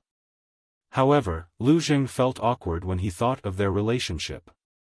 Unmarried. Lu Lanting is still as shameless as ever. She has even led Zixiao astray, that was what he said, but when he thought of the future young lord, he could only pinch his nose and bear with it. When the future young master was able to hold his own, he would immediately kick this unreliable big pig trotter away. Unfortunately, Lu Zheng's plan could not be achieved in a short period of time. In the pitch-black room, one could not see their own fingers. Only the sound of a kitten's panting could be heard. It sounded like there were 2 people. When the moon was in the middle of the sky, the intermittent noises gradually died down. Not long after, a woman's slightly hoarse laughter could be heard. Didn't Zixiao say that he dared not overstep his boundaries? Wei Ci's heated brain cooled down, and his rationality returned. As he recalled the previous scene, the temperature of his cheeks soared. Jiang Pengji said, "You are allowed to overstep your boundaries in this matter. After all, it requires 2 people to cooperate. We can do more research." Since she said that, Wei Ci could not continue pretending to be deaf and mute. What if outsiders know about this? How can outsiders know about the pleasures of the bedroom? If you are worried about this, then so be it. We might as well cut our hair. One will become a monk, and the other will become a bhikkhuni. We'll cut off our 7 emotions and 6 desires. Since we can't cut off our emotions, we'll be content with our lot and be a secular man and woman. Jiang Pengji said, "I feel that I was not restrained just now. I can better understand what the ancestors said about being like a fish in water. How boring is it to be the same? Innovation is the true principle." Jiang Pengji tried hard to turn Wei Ci onto the wrong path of being a beast in human clothing, but Wei Ci had too much integrity. Her efforts were minimal. "You're speaking nonsense." "Fine, fine, fine. If you say it's nonsense, then it's nonsense." Her bare arms, which were covered in a thin layer of sweat, nimbly circled around his neck. Jiang Pengji took something out of nowhere and dangled it in front of his eyes. The corners of her lips curled up. She smiled like a man-eating female demon, at least in Wei Ci's eyes. "The night is long and I can't sleep. Zixiao, can you go to Baiyun village?" They fooled around for a long time. It was not until the second half of the night that they fell asleep in each other's arms. The young master that Lu Zheng and the others had been thinking about for a long time was thrown to the ground by Jiang Pengji mercilessly. Tomorrow, they would be burned together and their corpses would be destroyed. It was really so. Chapter 1705. Are you scared? Jiang Pengji sat by the stream and washed her hands. She wiped the god-slaying sword and its scabbard, washing away the bloodstains on them. When she lowered her head to wash her hands, she noticed that Lu Zheng's adopted daughter was looking at her. Jiang Pengji smiled and waved at her, calling her over. Kang Xintong seemed to have woken up from a dream. She seemed to have thought of something. She walked forward with a blushing face and bowed respectfully. "I'm not scared." Kang Xintong nodded heavily to make sure that she was not scared. Jiang Pengji used her slightly wet hand to stroke the top of her head. Her movement was not heavy, but it felt heavy and powerful. Even through the hair, one could feel the gentleness from her palm. Kang Xintong did not dare to move, but the blush on her face deepened. "I'm scared. I saw that your face was whiter than the white clouds in the sky. Fear is not a shameful emotion, not to mention that you're still a child." Jiang Pengji let Kang Xintong sit beside her. The little girl sat on one side reservedly, her eyes darting around. Kang Xintong said, "I'm really scared, but Master Lanting is here. I'm not afraid of anything." Jiang Pengji looked at the undisguised adoration and joy in her eyes. She could not help but smile. Well, if Xiaofan knew, he would be furious. The daughter he raised with so much effort was stolen by me. Jiang Pengji shook off the water on her hands, wiped the water off the god-slaying sword with a handkerchief, and put it back into the scabbard. Kang Xintong said, "My adoptive father admires Master Lanting very much. He speaks highly of you in private." Jiang Pengji could not help but laugh. "Little girl, Lu Zheng will cry if he hears this." Thinking of the Red Lotus Saint girl that Wei Ci mentioned, Jiang Pengji felt that the little girl in front of her was cuter. There were countless possibilities in life. She hoped that Kang Xintong's path would lead to happiness. "Master Lanting," Jiang Pengji responded and gestured for Kang Xintong to continue. Kang Xintong took a deep breath and said with a blushing face, "Do I have the talent to learn martial arts? Didn't you learn literature from your adoptive father? I heard him mention that you seem to have a grand ambition to compete with the world's scholars. One can't multitask. No matter how talented you are, you might not be able to achieve your goal if you share some of it with other areas." Kang Xintong said, "This servant can sleep 2 hours less every day." "Nonsense. You're still growing at such a young age. If you sleep less than 2 hours, you won't be able to grow taller." Kang Xintong lowered her head dejectedly and stared at the wooden clogs on her feet. "Why do you want to learn martial arts?" Jiang Pengji was more patient with her children, and Kang Xintong was no exception. "I'm afraid that even a divine general can't compare to your heroic bearing just now." "I'm very pleased." The passionate confession did not have a trace of the muddy color of the adult world, it was pure and passionate. Without waiting for Jiang Pengji to react, salted fish in the streaming room started jeering. "Gui kai guo fengxiu, in this live streaming room that sells dog meat, you can watch any of your cute scenes except for the harem fights. Whether it was the gay love between two men, the passion between a man and a woman, or the love between a woman and a woman, there were many kinds of explosive news, and you could choose from them. It's not that I want to criticize you, but can you control your hormones? Don't mess with children. The Lord of Destiny, I don't believe that this is a proper streaming room anymore, and the host is even more so not a proper host, Xiaoshan Wuxia, spending all my money to buy a new batch of CP shares, even though it's bound to be a loss, I won't regret it. Jiang Pengji laughed and said, just because of this reason? Even though her goal was Huayuan, it was also true that she wanted to eradicate the civil unrest along the way. Nansheng was a vast territory. Jiang Pengji's army had conquered the whole of Nansheng in name, but there were still many places that were uninformed that were occupied by rebels and bandits. The local people were being bullied. She had just defeated a group of more than 1,000 rebels. The rebels were a group of unorganized and undisciplined mobs, so she got rid of them quickly and easily. However, there was not much difference in the number of people on both sides, so a wave of bandits rushed in. Jiang Pengji could only clean them up along the way. Coincidentally, this scene fell into Kang Xintong's eyes. She did not know what the girl was thinking, but she came over to tell her that she wanted to learn martial arts. Kang Xintong blinked, her eyes filled with determination. I also want to wield a knife and a sword. If an accident happens, I will at least be able to protect myself. Her foster father could draw his sword, but she was a burden. She had no other choice but to hide in the carriage. What she could not accept was not the corpses of the rebels. It was not facing death directly, but facing death without any ability to resist. Jiang Pengji said, if you want to learn, get your foster father to hire a martial arts master for you. Kang Xintong said, a martial arts master?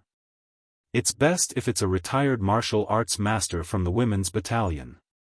The killing methods they learn are more suitable for women to study. Kang Xintong nodded, but a sense of disappointment flashed in her eyes. Jiang Pengji said, the methods that the women's battalion soldiers learn are all passed down by me. When Kang Xintong heard this, her eyes lit up again. She smiled and revealed a pair of small dimples. When Lu Zheng heard that Kang Xintong wanted to learn martial arts, he frowned, as if he did not agree. If she wanted to learn something else without learning it well, wouldn't she achieve nothing? It's good that she learns it. It's impossible for her to be alone forever, and she won't always be safe from danger. It's always good to have some life-saving methods. Lu Zheng sighed and tacitly agreed to it. It just so happened that there were women's battalion soldiers accompanying them. They could help Kang Xintong build her foundation. When they arrived in Ningzhou, they killed countless rebels and bandits along the way. Jiang Pengji drank some water to moisten her lips. She sent someone to Huayuan's old house and the vicinity of the tribe's land to find out if there were any similar people. Her luck was better. The trip was not in vain. There were indeed people who saw people who looked like Huayuan. Let's go and take a look tomorrow. It was the time when the seasons changed. The weather was getting colder day by day. There was even a light drizzle in the morning. Lu Zheng asked Kang Xintong to wait at the courier station. They went out together, bringing only 4 guards with them to ensure their safety. Jiang Pengji and the rest changed into inconspicuous clothes and went to the residence of the lunatic according to the villagers. Although it was called a residence, it was actually an abandoned, run-down temple. It did not block the wind or the rain. Thinking of the wind last night, the rain this morning, and Huayuan's current state, Wei Ci was mentally prepared. After all, he had the experience from his previous life. Jiang Pengji and Lu Zheng were also mentally prepared, but after all, they did not see it with their own eyes. Reality and imagination were different. It's quiet here. As they walked up the rugged mountain road, they could vaguely see wisps of smoke halfway up the mountain. There was a small village with less than 30 households there. As they walked closer, they could see the shadows of people walking around. Not far from the village was a run-down temple. From afar, Jiang Pengji could hear the children's laughter, as well as the low roars of beasts. The more the beast roared and struggled, the more innocent the children laughed. Chapter 1706. Jia. Jia. Let's go. You've ridden enough. Now it's my turn. Why isn't this lunatic walking anymore? I won't give you anything to eat if you don't. Crawl. As they got closer, even Wei Xi and the other commoners could hear the commotion in the dilapidated temple. A few children seemed to be arguing about something. Salted fish in the streaming room had a vague feeling that a storm was brewing. There were fewer bullet screens on the screen, and only 1 or 2 lines occasionally floated by. Jiang Pengji said in a low voice, "Let's go." Lu Zheng vaguely guessed something. His originally brisk footsteps suddenly became heavy, and some hesitation flashed across his face. As they got closer to the dilapidated temple, everyone could see what was happening through the cracked walls of the temple. Jiang Pengji's face suddenly darkened. Among them, only Wei Xi remained calm. Because in his previous life, he saw a completely unfamiliar Hua Yuan at the same place, at a different time, in the same dilapidated temple. When he found Hua Yuan in his previous life, he was completely crazy. The children in the nearby villages teased him and rode him like a beast. If they were happy, they would tease him. If they were unhappy, they would hit him with stones. They played a game of heroes killing ferocious beasts. The children played the heroes, and Hua Yuan was the ferocious beast that they killed. These children were naturally evil. When they were naughty, they would put their urine and feces in broken pottery bowls and tease Hua Yuan to drink or eat. Rotten eggs, dead rats, cockroaches, bedbugs, stones, and even pig and dog feces were the children's tools for pranks. Hua Yuan, who was teased by them, would only laugh foolishly. If he was bullied, he would only whine helplessly like a cub and struggle meaninglessly. Even though Wei Xi had a grudge against Hua Yuan in his previous life, he could not help but soften when he saw this scene. He used to be a person who stirred up a storm, but now he ended up like this. He did not want to lose his mind, and all his evil deeds went against his conscience. He was like a puppet controlled by others all his life, and he had no control over himself. He did not know how the real Hua Yuan would feel when he woke up and saw himself in such a pathetic state. Wei Xi had once softened and tried to take care of Hua Yuan. On the second day, he received news that Hua Yuan had died in front of his deceased parents' graves. Perhaps, death was the true release. He never thought that a similar scene would play out before his eyes for the second time. "What are you doing?" Jiang Pengji strode into the dilapidated temple. The 5 children of different ages were startled. They saw a few nobles in clean clothes standing outside the dilapidated temple. They could tell at a glance that they were not ordinary people. The one in front was very scary. They screamed and wanted to escape. One of them was riding on a beggar with unkempt hair and a dirty face. His legs were short and he couldn't move fast. When he turned over, he was so scared that he fell down. If it were anyone else, they probably wouldn't bother with a few children. Jiang Pengji was different.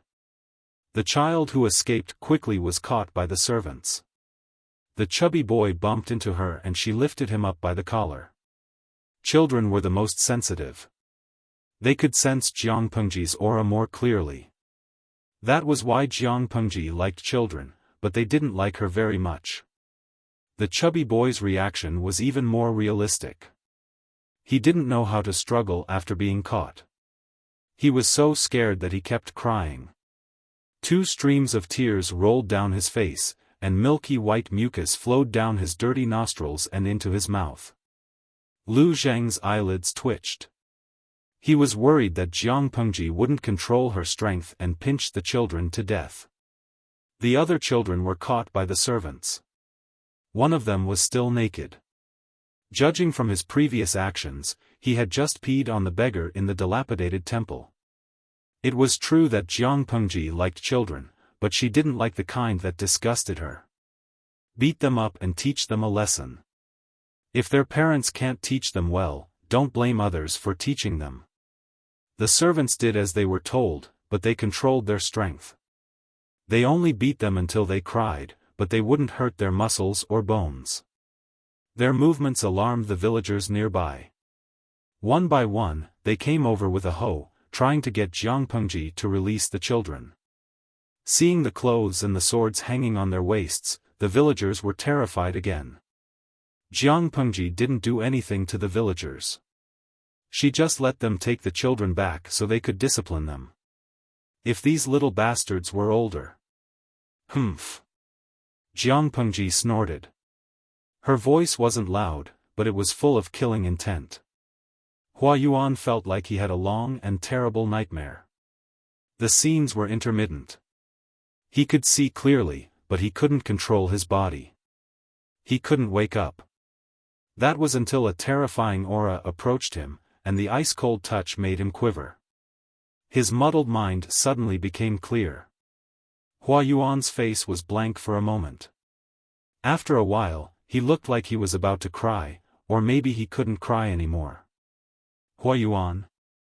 An unfamiliar female voice came to his ears. Hua Yuan raised his head and looked. He was in a trance. This person, Master Lanting? Even though they had only met once many years ago, Jiang Pengji was a woman with a unique charm. It was hard to forget. Even though they hadn't seen each other for many years, he could still recognize her. Behind Jiang Pengji, Lu Zheng's face was full of disbelief. He didn't expect the dirty, ragged beggar in front of him to be Hua Yuan. His right foot seemed to be broken. The wound on his ankle had been soaked in the muddy puddle of the dilapidated temple and was rotting. Jiang Pengji said, "Yes." Hua Yuan looked a little uneasy. He smiled bitterly and said, "I'm sorry to have let you see such an indecent scene." Jiang Pengji asked, "Have you regained your senses?" Hua Yuan sighed and said, "The illness of insanity will only end when one dies. I'm still clear-minded for a moment, but I might go crazy again after a while." He didn't seem surprised by his situation. His cloudy eyes also became clear. There was relief in his eyes, and some of his former elegance could be seen. "You know why I'm here?" Hua Yuan said calmly, "I can guess a little, but I still have some regrets. I hope you can help me." His wish was not excessive. He just wanted to freshen up by the stream, change into a clean set of clothes, and pay his respects in front of his parents' grave. Jiang Pengji asked the servant to give him an extra set of clothes. After washing up, Hua Yuan was no longer in a sorry state, but he looked more than 10 years older than before. His hair was mostly white. Lu Zheng said to Wei Xi in a low voice, "Look at him. He can't even say half a word about the speech he prepared." No matter how much he hated Hua Yuan, he had to admit that Hua Yuan was quite a character. He could stir up trouble not long ago, but now, Wei Xi asked him, "Your heart has softened?" Lu Zheng said, "What's the point of being calculative with a lunatic who's always acting crazy? I don't even have the energy to think about it." "Your heart has softened, but he wants to die." Lu Zheng was stunned. Chapter 1707. Hua Yuan supported himself with a tree branch and limped up the mountain. His crippled leg could only drag on the ground. Because the mountain road was rugged and difficult to walk on, he was so tired that his forehead was sweating and his chapped lips curled up. Lu Zheng glanced at him and couldn't bear to look away. Outsiders felt sorry for him, but Hua Yuan seemed to have lost his sense of pain. There was no expression of pain on his face, but some relief and urgency. The closer he got to his destination, the more urgent his steps became. He even hopped on one leg for the last few steps. No one made a sound, but one of the squires accidentally stepped on something while walking, making a cracking sound. Hearing the movement, Jiang Pengji turned her head and glanced at it. She found that the squire had stepped on a piece of dirty human bone buried in the mud. Hua Yuan wasn't surprised. He turned around and walked over. He squatted down and picked up the bone that the squire had stepped on. His expression was somewhat absent-minded. He sighed and said, "After the disaster of Nanman, everyone felt insecure and uneasy. Our clansmen had to move away to avoid the disaster. Only a few loyal servants stayed behind to take care of the ancestral house and guard the clan's graves to prevent the people nearby from going up the mountain to dig up the graves."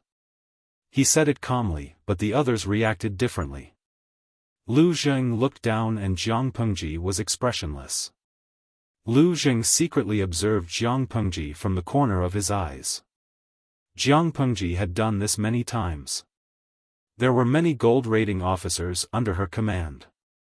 When she fought with Chui previously, she relied on this method to alleviate the shortage of rations. Because of this, she angered the Nanxing aristocrats in Fan province and other places. The Nanxing family rebelled and was finally wiped out by her. Yu Wu Fengqi, ha ha ha, Lu Zheng's eyesight is amazing. Lovers Zicheng Shumei, I really want to stuff the microphone into the streamer's mouth and interview her about her current mood. Ren Konghong, there's no need for an interview. I bet on the streamer's integrity. She must be smiling on the outside but cursing in her heart. Jin Tian Jigeng, it seems that the streamer has dug up more graves than Boss Chow. Do you know about gold rating officers? Jiang Pengji was a model worker among the streamers. She had been in the wind and rain for so many years. She was occasionally delayed, but she was never absent. The salted fishes had practically watched her grow from the age of 12 to the present. They had witnessed her development and growth for more than 10 years, so they knew her inside out. When she gave the order to dig up the graves to replenish the military supplies, many of the salted fish expressed their opposition, but most of them chose to remain silent. It wasn't that the salted fish were cold and heartless, it was just that their rationality told them that Jiang Pengji's behavior was not wrong in the context of her era.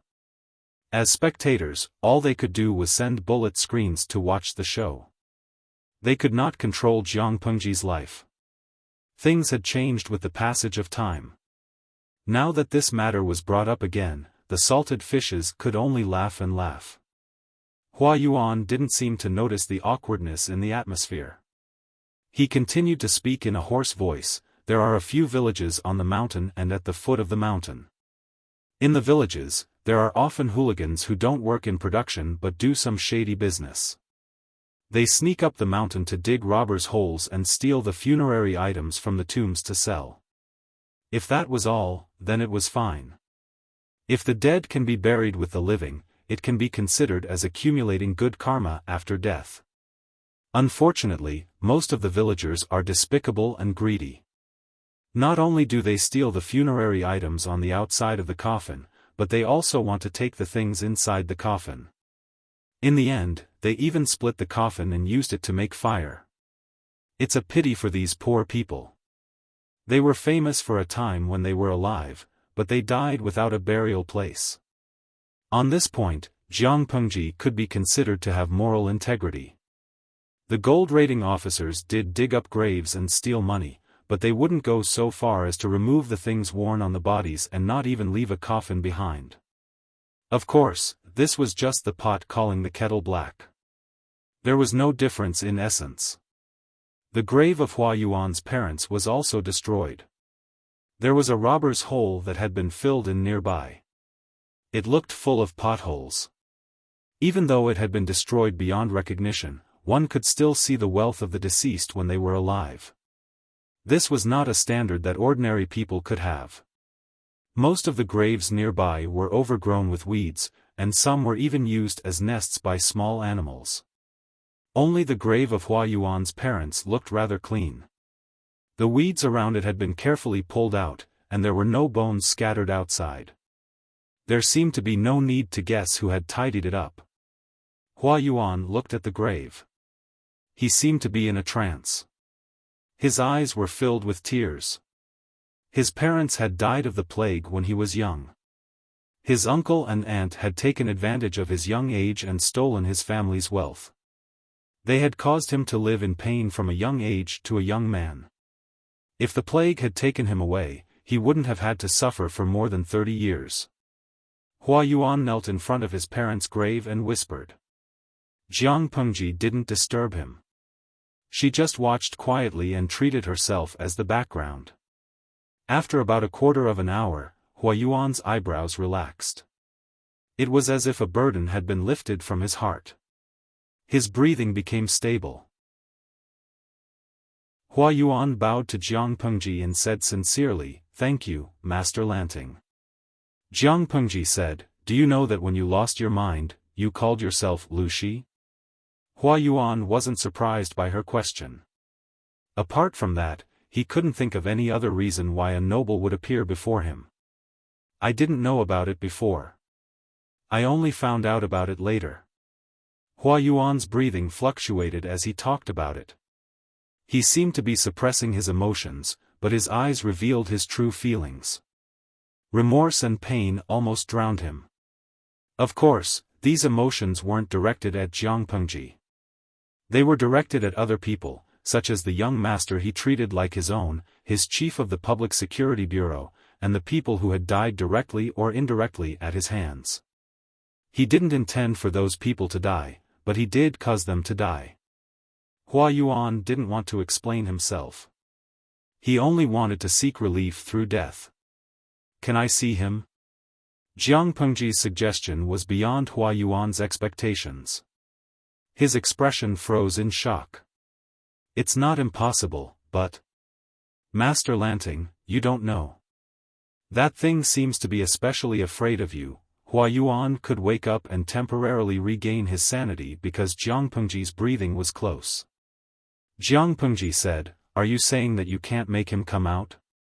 Hua Yuan said shamefully, "This isn't something I can control. If he could control the appearance of those annoying personalities, he wouldn't have ended up like this." Jiang Pengji said, "If that's the case, it's a pity." When she first met Hua Yuan, she could tell that there were many personalities in his body. Now that she looked at him again, those messy personalities were gone. What replaced them was a muddy and broken, secondary personality. It was like the product of the personalities devouring each other. This secondary personality was probably the so-called Lu Shi. Even if he was awakened, he would still be an irrational monster. "I'm not that crazy to kill my own child in front of my parents' graves. I'll give you a chance. End it yourself." Jiang Pengji's hand, which was on the god-slaying sword, dropped. She threw a dagger to Hua Yuan. Hua Yuan looked at the dagger and smiled. Chapter 1708. Be careful, my lord. The change happened in an instant. Just as Jiang Pengji turned around, Hua Yuan, who had picked up the dagger, suddenly had a ferocious look on his face. He held the dagger in his hand and was about to stab Jiang Pengji in the back. Wei Xiai and the rest were a little further away and could not rush to escort the emperor at this distance. They could only shout out a warning. The idle audience sitting in front of the screen was scared out of their wits. Before they could scream, Jiang Pengji, who was ambushed by Hua Yuan, seemed to have grown a pair of eyes on the back of her head.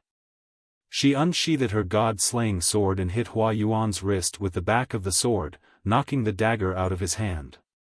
Looking at Hua Yuan, who looked like a completely different person, Jiang Pengji said, "You're out," suppressing the primary personality in an instant. This secondary personality that called itself Lu Shi was really tenacious and scheming.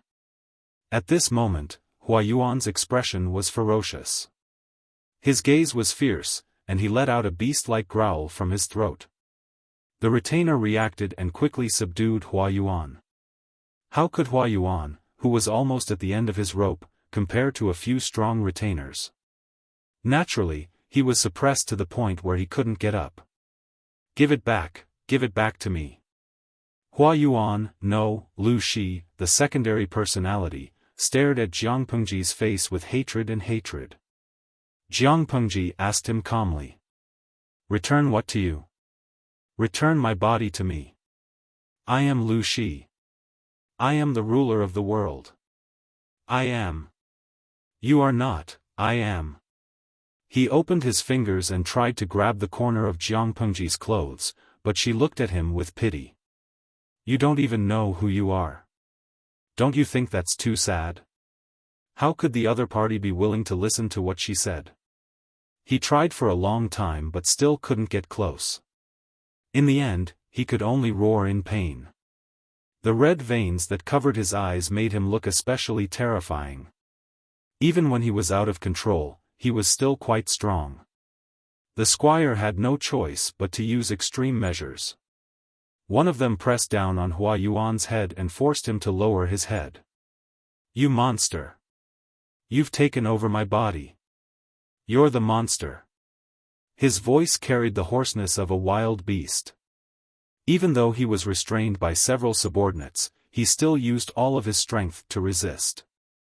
Go catch her. She's a monster. Lu Zheng and Wei Xi caught up to them. They were so frightened that their breathing was in disorder. Their faces were still full of shock.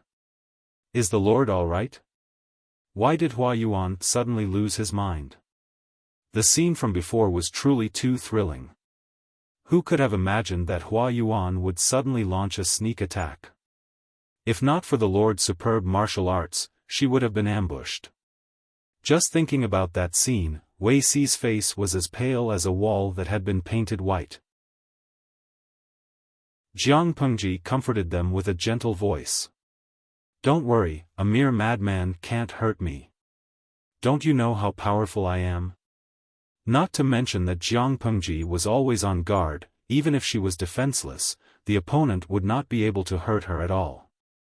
Wei Xi secretly glanced at the deranged Hua Yuan and suggested in a low voice. Your Highness, you should hand him over to Ci and Xiao Yin to deal with. He still had a lingering fear from the scene just now.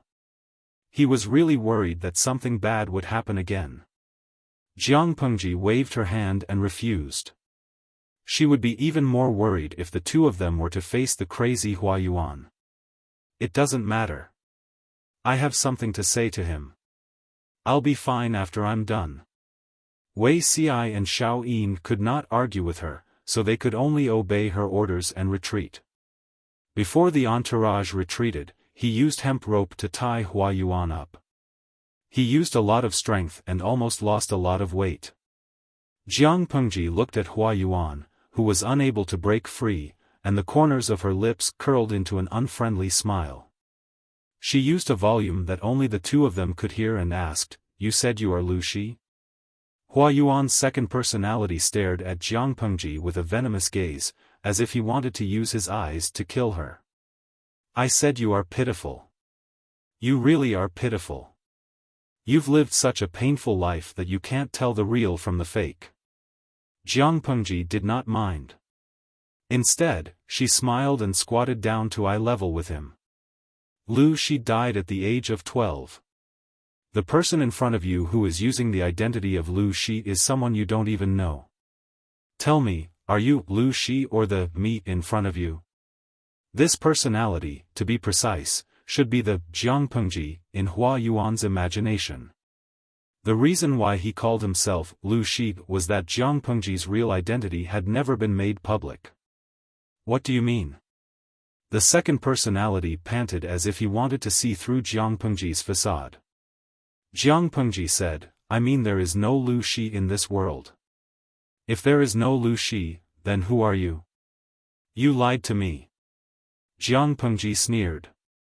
Whether I lied to you or not, shouldn't you know best in your heart? As she spoke, she reached out and touched the space between his eyebrows with 2 fingers. It was a simple action, but it made the other's body tremble uncontrollably. What are you trying to do? He tried to turn his face away from her hand, but he failed repeatedly. Go to sleep. Everything will be over when you wake up. As soon as she finished speaking, the second personality felt a force pulling him out of his body. His limbs and bones were in excruciating pain. Demon, sorcery. After a while, Jiang Pengji's hand clenched into a fist, as if she was holding something in her palm. She exerted a little force and crushed it. The second personality only had time to let out a short and sharp scream before he quickly calmed down. After that, Jiang Pengji's gaze did not leave Hua Yuan. She watched as his eyes turned from cloudy to clear and his rationality returned. When he realized what had happened, Hua Yuan could only smile bitterly. I, Master Lanting, have failed to live up to your good intentions. Jiang Pengji had kindly given him a chance to kill himself to preserve his dignity. She did not expect the second personality to jump out and cause trouble. After all the twists and turns, she still had to do it herself. If there is a next life, open your eyes wide and reincarnate into a good one. She did not like Hua Yuan, but most of her disgust was directed at the second personality who stirred up trouble. Compared to her, the main personality was somewhat innocent. Hua Yuan heaved a sigh of relief. Thank you. As he was about to die, he did not mourn. Instead, he smiled in relief. To him, death was liberation and a new lease of life. As soon as he finished speaking, a dazzling white light flashed before his eyes. His neck felt slightly cold. Before he could even feel the pain, his head had already fallen to the ground. Go and bury his body. Build a new grave next to his parents. If we leave him alone, he will most likely become dinner for the beasts nearby.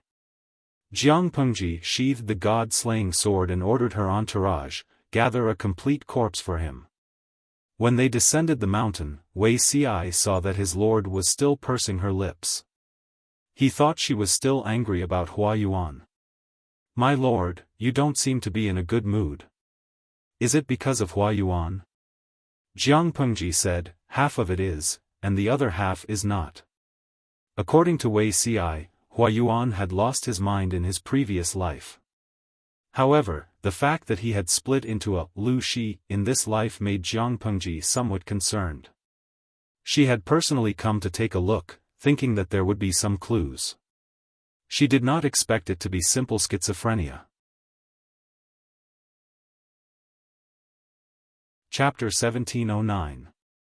Nansheng was the unluckiest of the 5 countries in the world. First, Nansheng was destroyed and the Nan Man massacred. Then, the feudal lords rose up and formed an alliance to fight against the barbarians. After more than 10 years of war, all the prefectures were in a state of waiting for development, but from time to time, mobs and bandits would cause trouble. Jiang Pengji had the intention to govern, but it was a long project that could not be solved in 2 or 3 days. Everything had to be done in a down-to-earth manner, one step at a time. After dealing with Hua Yuan's matter, Jiang Pengji was not in a hurry to leave Ningzhou with her people because something was holding her back. The flood in Ningzhou is so serious? Jiang Pengji and her people temporarily stayed in the prefecture government of Ningzhou. The prefecture government had not been renovated for many years. It looked worse than the private houses of ordinary merchants. Fortunately, the prefecture government was not a jerry-built project. It could still be lived in after some cleaning. Jiang Pengji stayed there for 2 days. When she was free, she thought that the prefecture government should have the files of previous years. It was also the best way to understand the situation in Ningzhou. She ordered people to sort out the files that had piled up in the state mansion. As soon as they opened the storeroom, they were shocked. Piles and piles of files were haphazardly piled up, with a thick layer of dust on them. The rancid air inside was so choking that it was hard to breathe. They sorted out the files in the warehouse for 2 days before moving them out. Many of the files had been destroyed by moths. They sorted them out and put them away. Jiang Pengji picked them and looked at them. She did not know if she did not look, but she was shocked when she saw them. Not only were there unjust and false cases that had piled up for many years, but there were also a large number of flood records. After looking at them, Jiang Pengji knew that there would be floods in Ningzhou every few years. It would be fine if the floods did not come, but when they did, the mountains would be flooded. Countless people would die and many crops would not be spared. Jiang Pengji asked them to find the bamboo slips related to the flood control. In the end, she was speechless to find that there were not even 10% of such records. Many of the contents were perfunctory. Only after a lot of effort to sort them out did they come up with some useful information. Zixiao, send someone to find out if there are people who have lived in Ningzhou for a long time. Ask them about the flood situation over the years. Lu Zheng asked, controlling the flood is not a short-term task. It consumes a lot of manpower, material resources, and financial resources. How long do you plan to stay here? She had to prioritize. The flood did not happen every year, and it would not be effective in 1 or 2 years. Instead of wasting time here, Jiang Pengji might as well do something else and take complete control of Nanxing as soon as possible. If she delayed for too long, Zhongzhou would recover, and she would miss the best opportunity to reclaim Zhongzhou. Lu Zheng still did not know what Qiguan Rang and Sun Wen had done to Zhongzhou. The information was not on the same level, so his considerations were somewhat incorrect. If he had known that these two deities were stirring up trouble in Zhongzhou, causing the entire nation to be in turmoil, he probably wouldn't have said this. Jiang Pengji said, it's precisely because the flood control mission involves so much that I'm even more worried about handing it over to people I'm not familiar with. I'm afraid that they won't do a good job. At the very least, it's better to understand the details and strive to have a clear idea of what's going on. Then, I'll hand it over to someone else so that I don't have to worry about the other party deceiving me. There would be no more wars in the short term. Jiang Pengji wanted to buy as much time as possible to restore the livelihood of the local people and let them settle down. He who wins the hearts of the people will win the world. As long as the people were loyal to her, she was not afraid that the people in the rear would be egged on to rebel. Lu Zheng saw that Jiang Pengji had her own plans. Out of his trust in her, he stopped trying to persuade her. After 2 days of investigation and sorting out, Jiang Pengji basically found out the source of the flood in Ningzhou. She was angry and amused at the same time. The destruction of Nanxing is really self-inflicted. You can't blame it all on the 4 factions of Nanman. Their roots are rotten. If they were to die, they would die later. The 4 factions of Nanman would just send Nanxing to heaven earlier. The flood in Ningzhou was not about anything else. It was mainly about the blockage of the river and the officials' connivance with the gentry clans occupying the riverbed near the flood discharge channel. Some people even transported soil to make farmland. Coupled with the accumulation of silt in the downstream river, the water system in Ningzhou was becoming more and more blocked. During the rainy season, it was fine if the rain was normal, but once it exceeded the normal amount, it was easy to cause a flood. The river would flow backwards and drown the crops. Before Nanxing was destroyed, Ningzhou would allocate a sum of money to control the flood every year and regularly send people to dredge the river. Even though there were cases of corruption and bribery, God gave face. There were occasional floods, but the scale was not large. Since the destruction of Nanxing, each prefecture and county had to endure the invasion of Nanman and face the domination of the local forces. Naturally, no one would allocate money to clean up the river. In the eyes of many short-sighted people, cleaning up the river was like throwing money into the river. It only made a sound, but it did not make money. The consequences of doing so came quickly. During the more than 10 years of war, Ningzhou had 2 major floods and 5 minor floods. About 10,000 people died. Over the years, the value of the crops lost was nearly 1 million strings of coins. According to the descriptions of the villagers, the floods in the past few years were getting worse. This year's luck was good. There was not much rainfall during the rainy season and there was no movement in the river. But next year, it was hard to say. Jiang Pengji asked someone to take her to various blocked river channels to take a look. When she came back, she drew a simple picture. It's not practical to directly clean up the main river channel. We don't have enough time, money, and manpower, Jiang Pengji said. It's better to clean up these few tributaries first and expand the river to share the pressure of the main river channel. When we have time, we can dredge the main river channel. Jiang Pengji circled a few more places and said, it's better to change these few turns and straighten them so that the flood discharge will be smoother. Lu Zheng did not have much of an opinion. Who do you plan to hand over to, my lord? The original government office in Ningzhou had collapsed. Before Jiang Pengji attacked, the internal affairs of Ningzhou were controlled by the local gentry. It was almost like a local court. She cleaned up a wave and got rid of the vermin, but there was no one available. Jiang Pengji thought about it and said, didn't we issue a recruitment order a while ago? The first batch of conscription has been issued. Pick a few reliable people from them. Oh right, that person called me Yu is not bad. I remember that one of the questions in her answer sheet was to simulate how to manage the river channel. Her hypothetical suggestion is quite feasible. It's not just an armchair strategist. It can be seen that this person is also a man of action. He's worth putting in an important position. Jiang Pengji never cared about the background or qualifications of the people she hired. She only looked at their sense of responsibility and ability. Although this kind of employment system was not in line with this era, Jiang Pengji was the one who made the rules. Only others obeyed her. There was no reason for her to compromise. In a few words, Jiang Pengji decided to hand over the affairs of Ningzhou to Mi Yu, a greenhorn. I'll write a letter asking her to come over and take up the post. When she comes, we'll leave. Even if Mi Yu had confidence in herself, when this letter of appointment was placed in front of her, she felt like she was dreaming. Chapter 17:10. Milady, is this true? When it was time for dinner, the concubine delivered a sumptuous meal to Mi Yu on time. Unexpectedly, she was staring at a letter of appointment in a daze.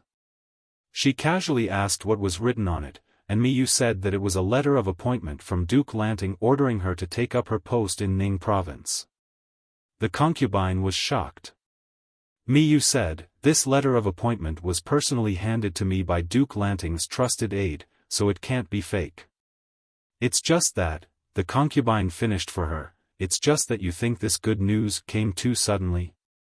Mi Yu sighed, although I have ambitions, I also know my own limits.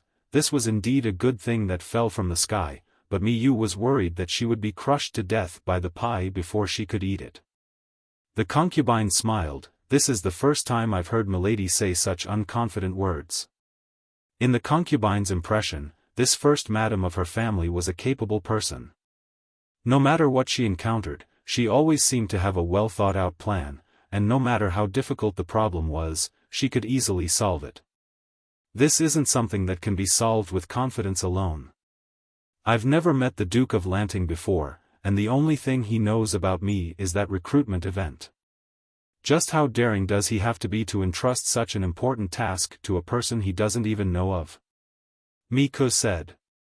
The concubine didn't understand the affairs of the bureaucracy, but from what Mi Yu said, it didn't seem like a good thing.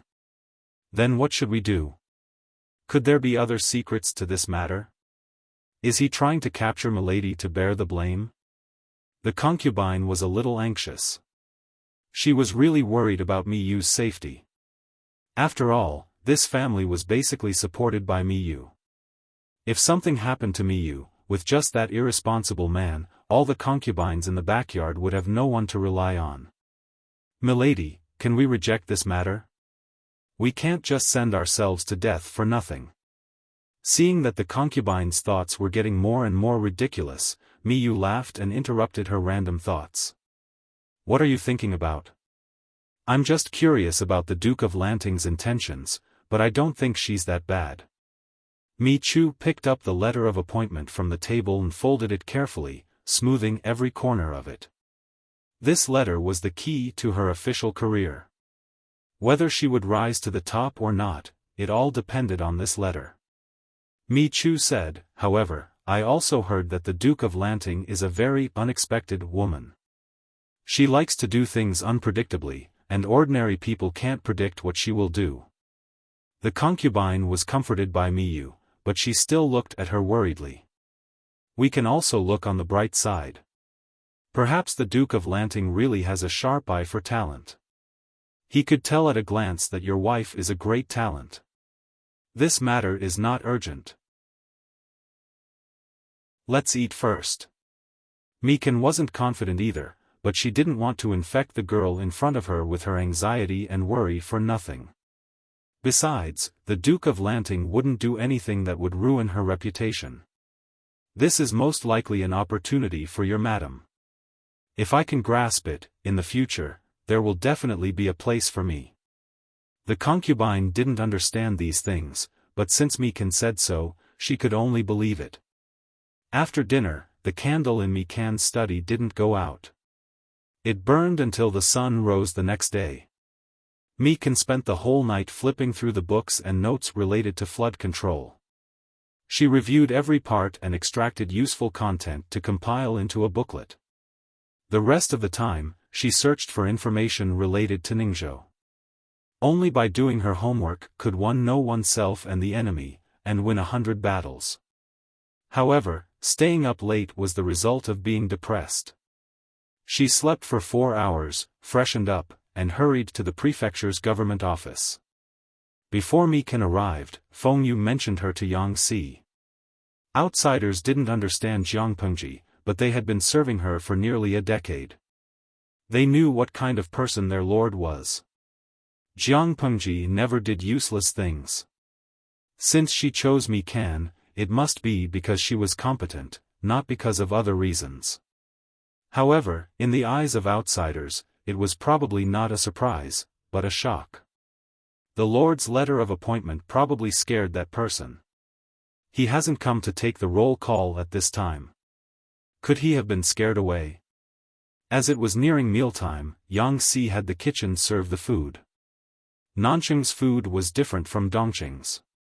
The latter had a heavier taste, while the former had a lighter taste. The cooking was also more exquisite. Wherever Jiang Pengji went to war, he would search for delicacies. Recently, he even planned to write a book about his experiences in food. The world was big, but eating was the most important. Feng Zhen's sarcasm reached his ears, but it only stayed for a few seconds before he deleted it. Yang Si, did you hear what I said? Yang Si said, I did. Feng Zhen said, then tell me, when will Mikan come? Yang Si took a sip of the soup. The soup was fragrant but not greasy. When he swallowed it, the fragrance lingered in his mouth. It was indeed delicious. Don't you have a wife? Why are you so concerned about Mikan? Feng Zhen, this guy really didn't listen to what he said. Yang Si saw that Feng Zhen's face was showing signs of darkening. He coughed lightly and became slightly more serious. Which of the women that my lord has taken a liking to is simple. This Mikan is the same. You don't have to worry about her, Yang Si said. Even if she's a colleague, she's a married woman, and you're a married man. Gossip is a fearful thing. It's never wrong to keep a distance. Yang Si really didn't hear what Feng Zhen said. He thought that this guy's old habits were acting up again, so he reminded him. Feng Zhen's face completely darkened. I'm asking you, did that Mikan be scared away by my lord's sudden important position? You're thinking too much. Yang Si, his strong desire to live made Yang Si change the topic. Speaking of which, how talented is this Mikan that my lord values her so much? She was suddenly promoted to the position of a high-ranking official. Even a celestial monkey wouldn't have such speed. Feng Zhen wasn't that easy to fool. But before he could say anything, Someone outside said that Mi Ken was here. The two of them were suspicious. Why is she looking for us instead of going to the roll call ceremony? Let her in. When Mi Ken came, she brought a pile of bamboo slips and cloth. She was here to ask for advice. Yesterday, I received my lord's letter of appointment appointing me to Ning province. I'm terrified and deeply feel that I'm incompetent. I'm afraid that I'll let my lord down. I spent the night looking for a lot of information related to flood control, but I'm inexperienced and there are still many things I don't understand. Mi Ken lowered herself and treated Yang Si and Fengzhen with even more respect. She didn't have the slightest bit of arrogance and complacency after gaining power. She hadn't been in officialdom before, but she knew that being put in an important position as soon as she arrived would more or less attract the dissatisfaction and hatred of some people. She didn't know what Yang Si and Fengzhen thought of her, but she knew that she had to correct her attitude and reduce the hatred as much as possible. If she could learn something from the two of them to help her take fewer detours, that would be even better. Fengzhen and Yang Si looked at each other and understood what the other meant. This Mi Ken was interesting.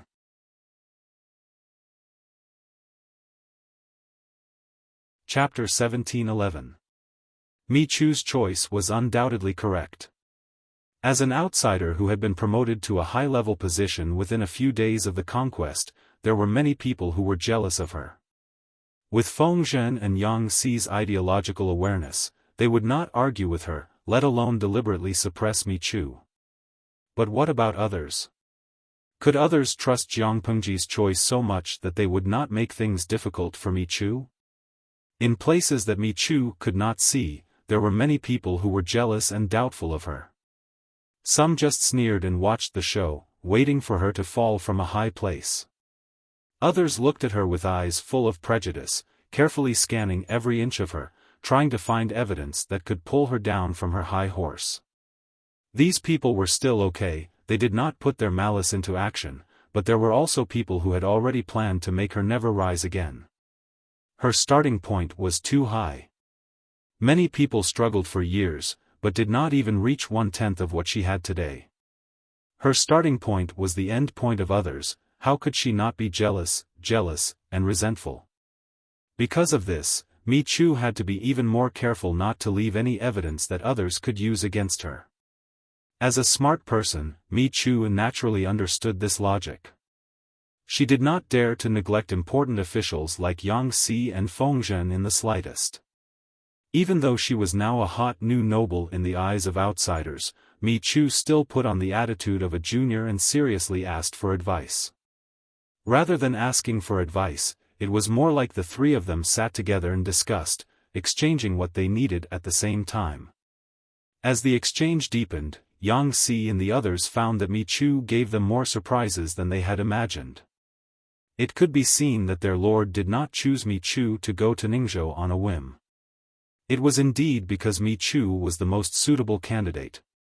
She had a good attitude, was humble, and was also smart. How could such a colleague not be liked?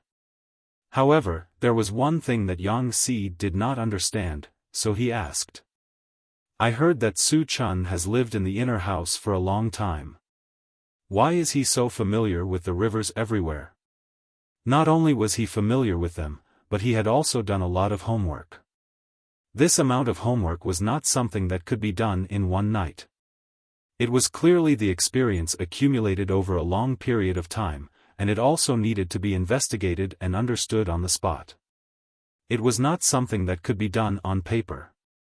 These shouldn't be the focus of the women in the inner house, right?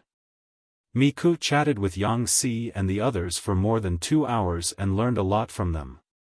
The three of them also changed from the respectful way they used to address each other, calling each other by their first name. The surname, Xuchong, sounded a little strange, but since it was bestowed by an elder, there should be a deeper meaning behind it. Mi Chu smiled and said, My grandfather used to be a governor for a few years and was fortunate enough to serve the people for a few years.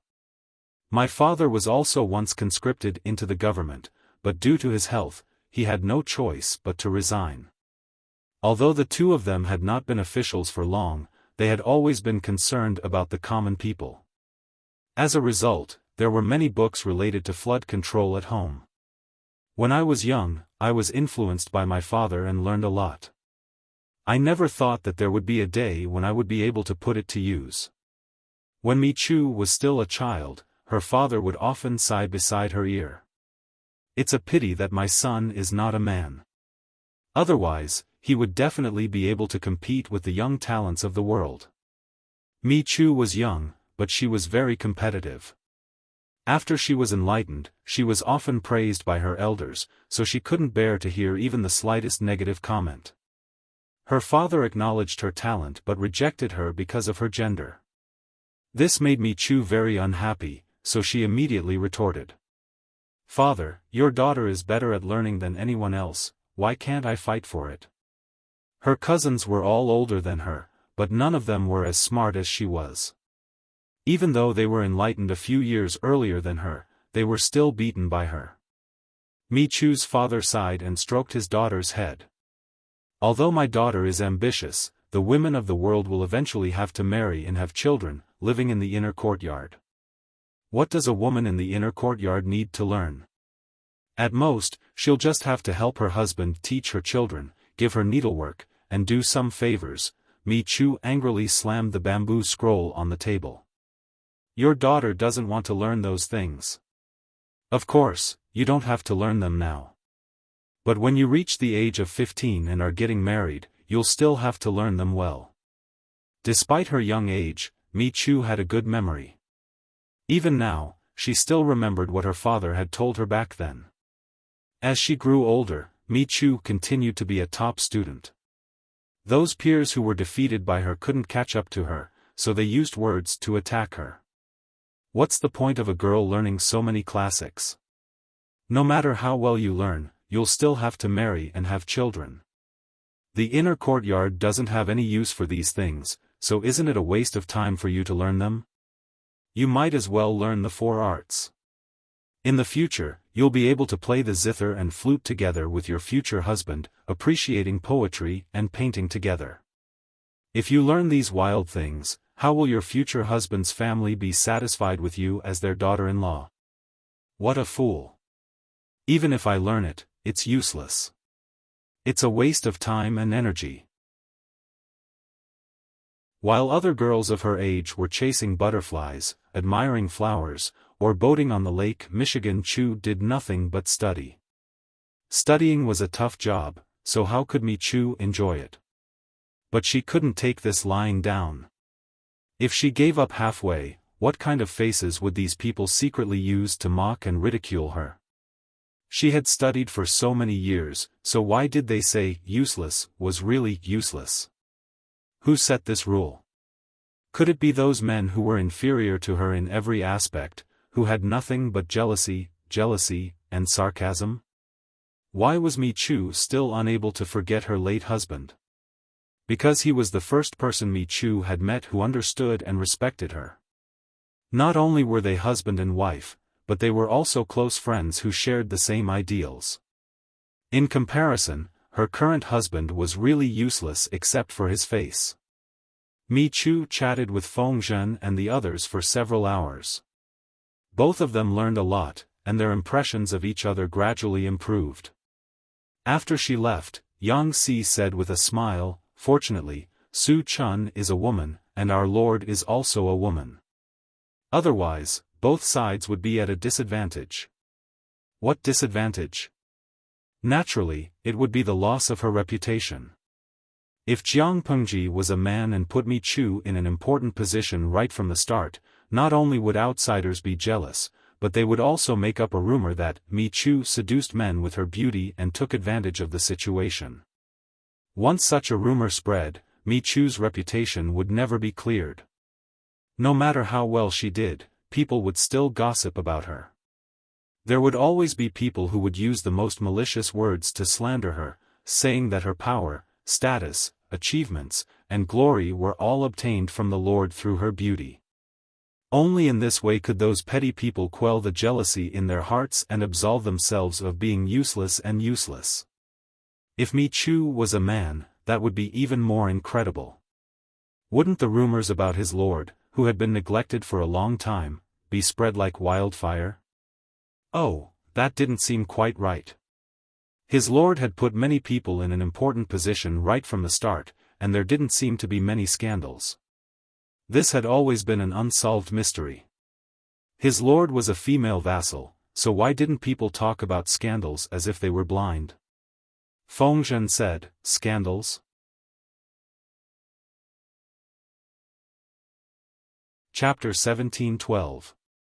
As long as it didn't involve any conspiracy, Jiang Pengji's actions were honorable. Thus, the news of her appointing Mi Chu spread like wildfire throughout the Nanjing aristocrats' circle. Who was Mi Chu? Investigate. Even after more than 10 years of war, the aristocrats of Nanjing were greatly weakened, but a starving camel was still bigger than a horse. If they wanted to investigate a person, the news would be as fast as a galloping horse.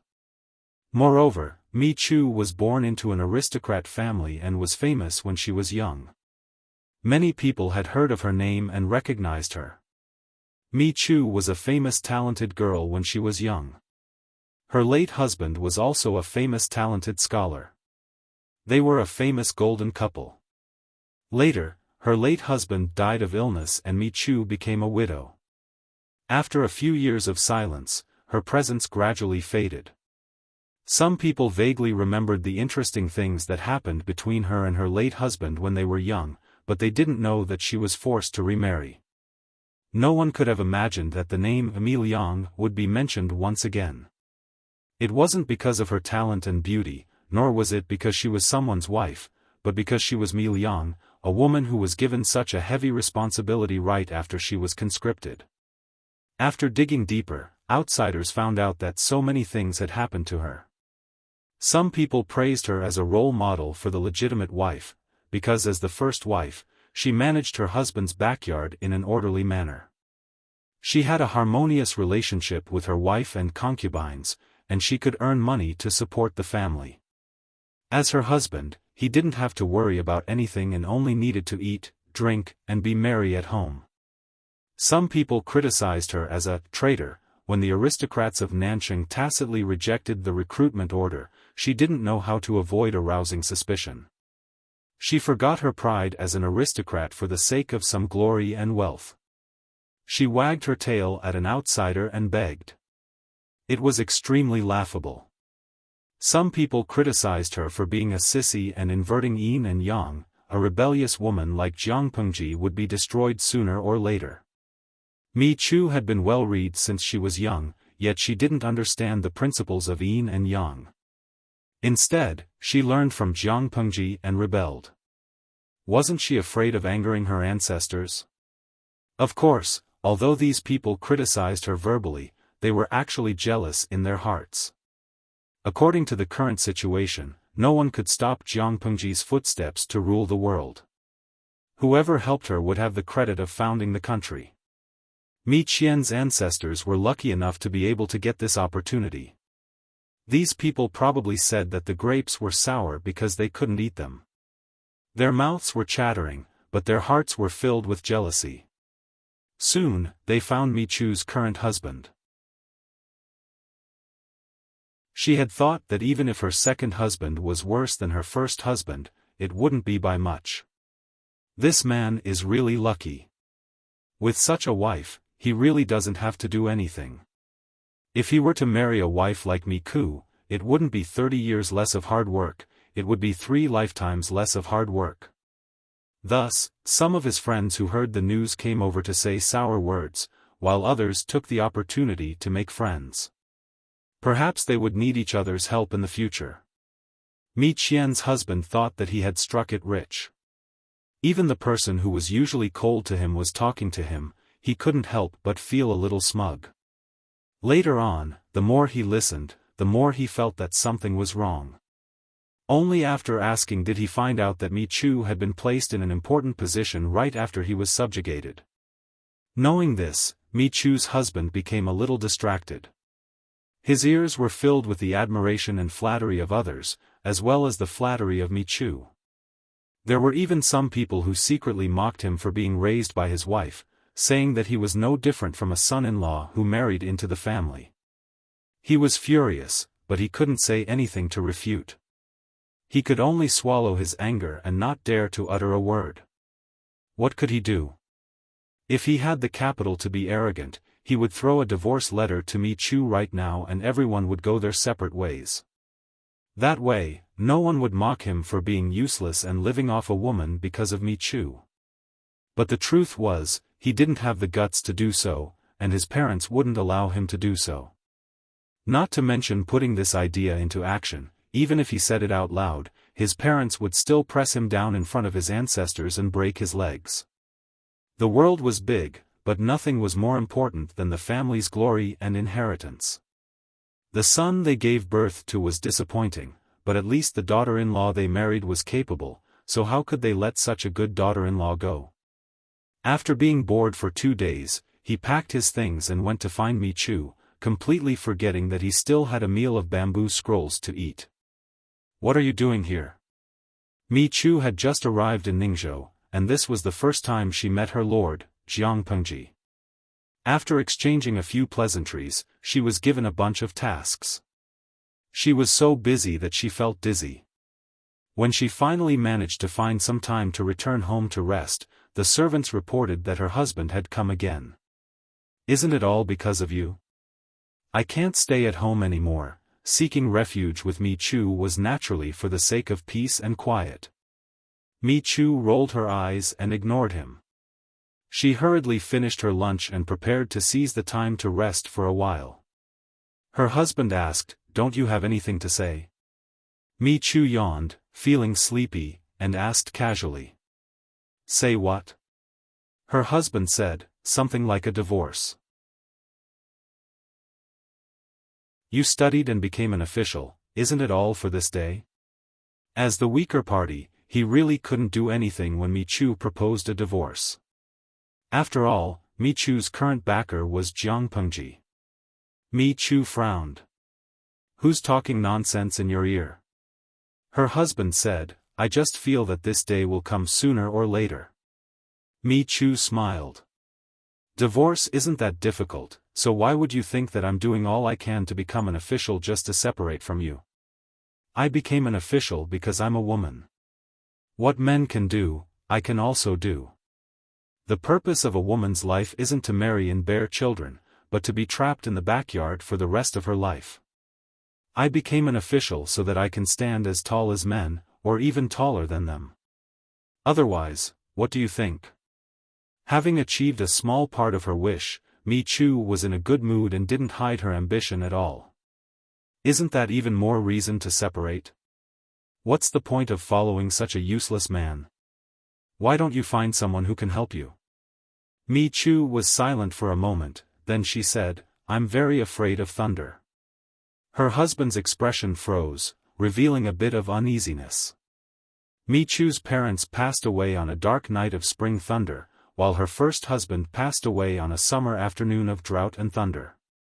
Normally, Mi Chu's expression wouldn't change even if empty Tai collapsed in front of her, but when it came to thunder, she would tremble in fear. Her current husband was truly a scumbag, but even the scumbag had some bright spots. For example, he accidentally found out that Mi Chu was afraid of thunder, so every time there was a thunderstorm, regardless of whether he was sleeping in his concubine's room or having a banquet outside, he would always rush back to accompany her. It was because of these small bright spots that Mi Chu tolerated him. No matter how scumbag he was still her husband in name, half a relative. She really didn't want to return to being alone. After her husband passed away, she was truly alone and helpless as a widow. The scene of her so-called relatives forcing her to marry someone else was still vivid in her mind. Divorce? Perhaps in the future, but it wasn't urgent right now. At the very least, she had to wait until she had her own bloodline before kicking him aside. This man was a scumbag in every other aspect, but his face was truly good-looking, as pleasing to the eye as a room full of concubines. After this conversation, the two of them didn't talk about divorce and returned to their usual lifestyle.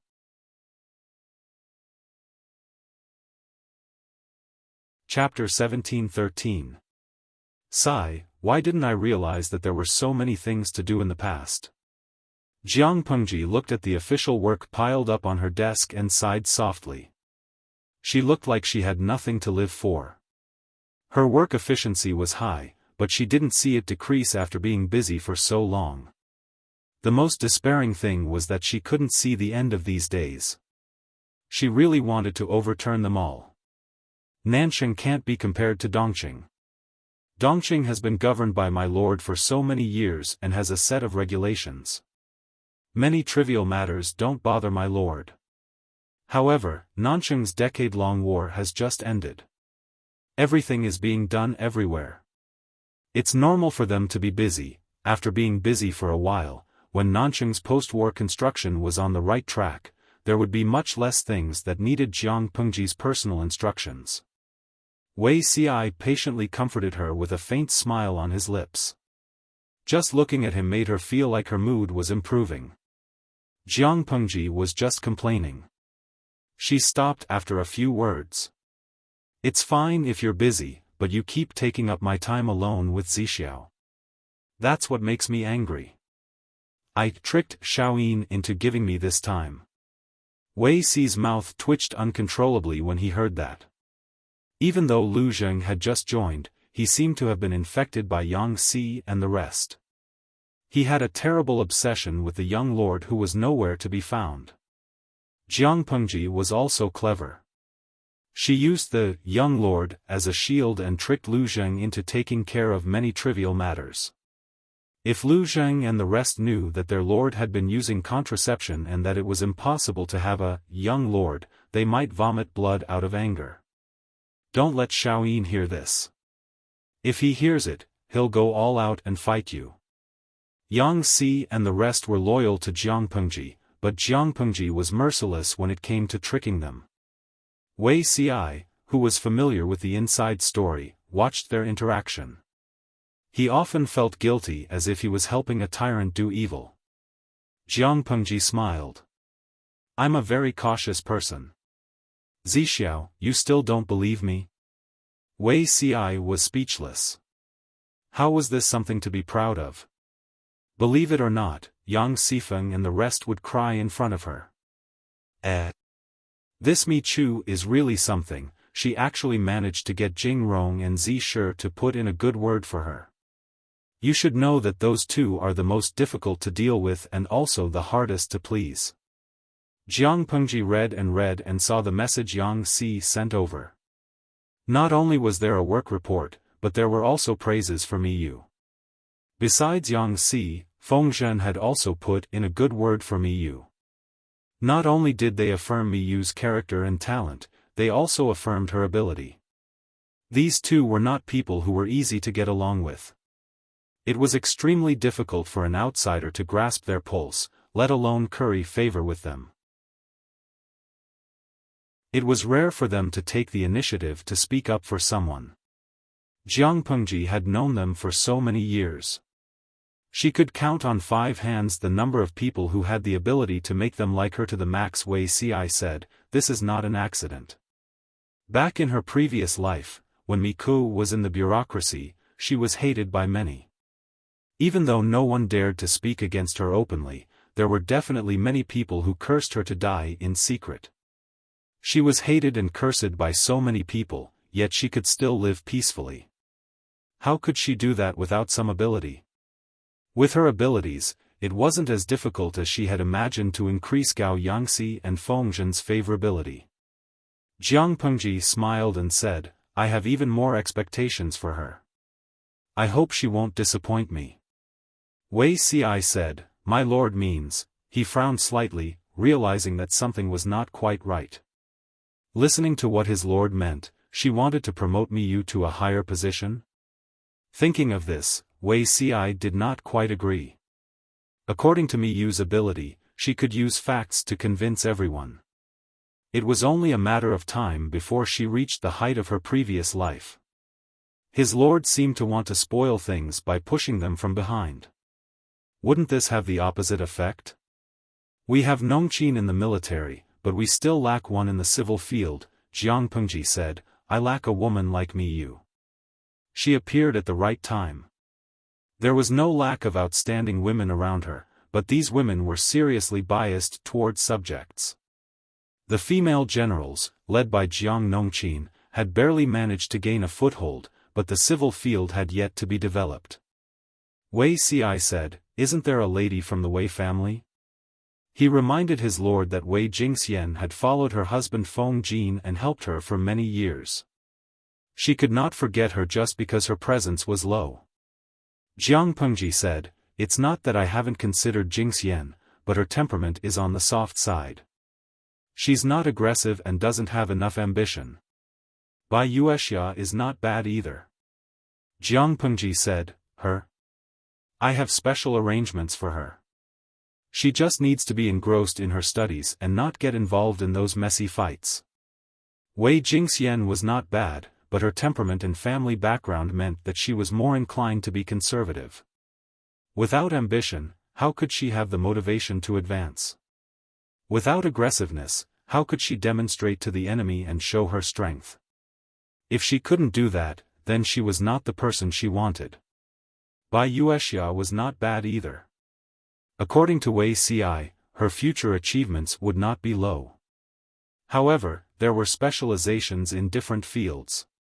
Bai Yuexia was from the Mahists, so her battlefield was not the court. Jiang Pengji also did not want Bai Yuexia to focus on that. What she needed was a benchmark so that the world could look at the achievements and status that women could achieve in the political arena through this benchmark. Jiang Nongqin was a martial artist, Wei Jingxian was too gentle, Bai Yuexia was partial to subjects. As for the others, they either lacked experience or talent. They could not become the most important chess pieces in Jiang Pengji's hands.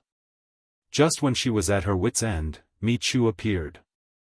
Even if Mi Chu looked harmless, Jiang Pengji could see that her eyes were filled with desire and ambition for power. What was more precious was that Mi Chu had the ability to match her ambition. The timing of Mi Chu's appearance was just right. Therefore, Jiang Pengji planned to set Mi Chu as an important benchmark for women in the court. The women of the world would look up to her.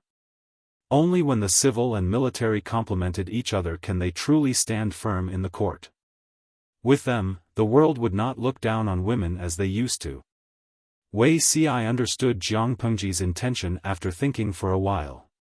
In that case, Mi Chu is indeed the most suitable candidate. Jiang Pengji said to Wei Ci honestly, "I think so, but whether or not she can grasp the opportunity depends on Mi Chu herself. If she can be supported, I will naturally work hard to cultivate her. If she is a useless person who can't be supported, I will not force her." After all, supporting an unworthy benchmark would not only be unsatisfactory, but it would also easily lead to a backlash. Wei Ci said, "My lord's plans are far-reaching. You will definitely achieve what you want." Jiang Pengji smiled and said, "Zixiao's words are still so in line with my thoughts." Because Jiang Pengji was obsessed with work, the idle people expressed that the content of the recent live stream was a little boring and they were a little tired of watching it. Fortunately, the idle people still had a fountain of happiness, dream of 1,000 years of luck.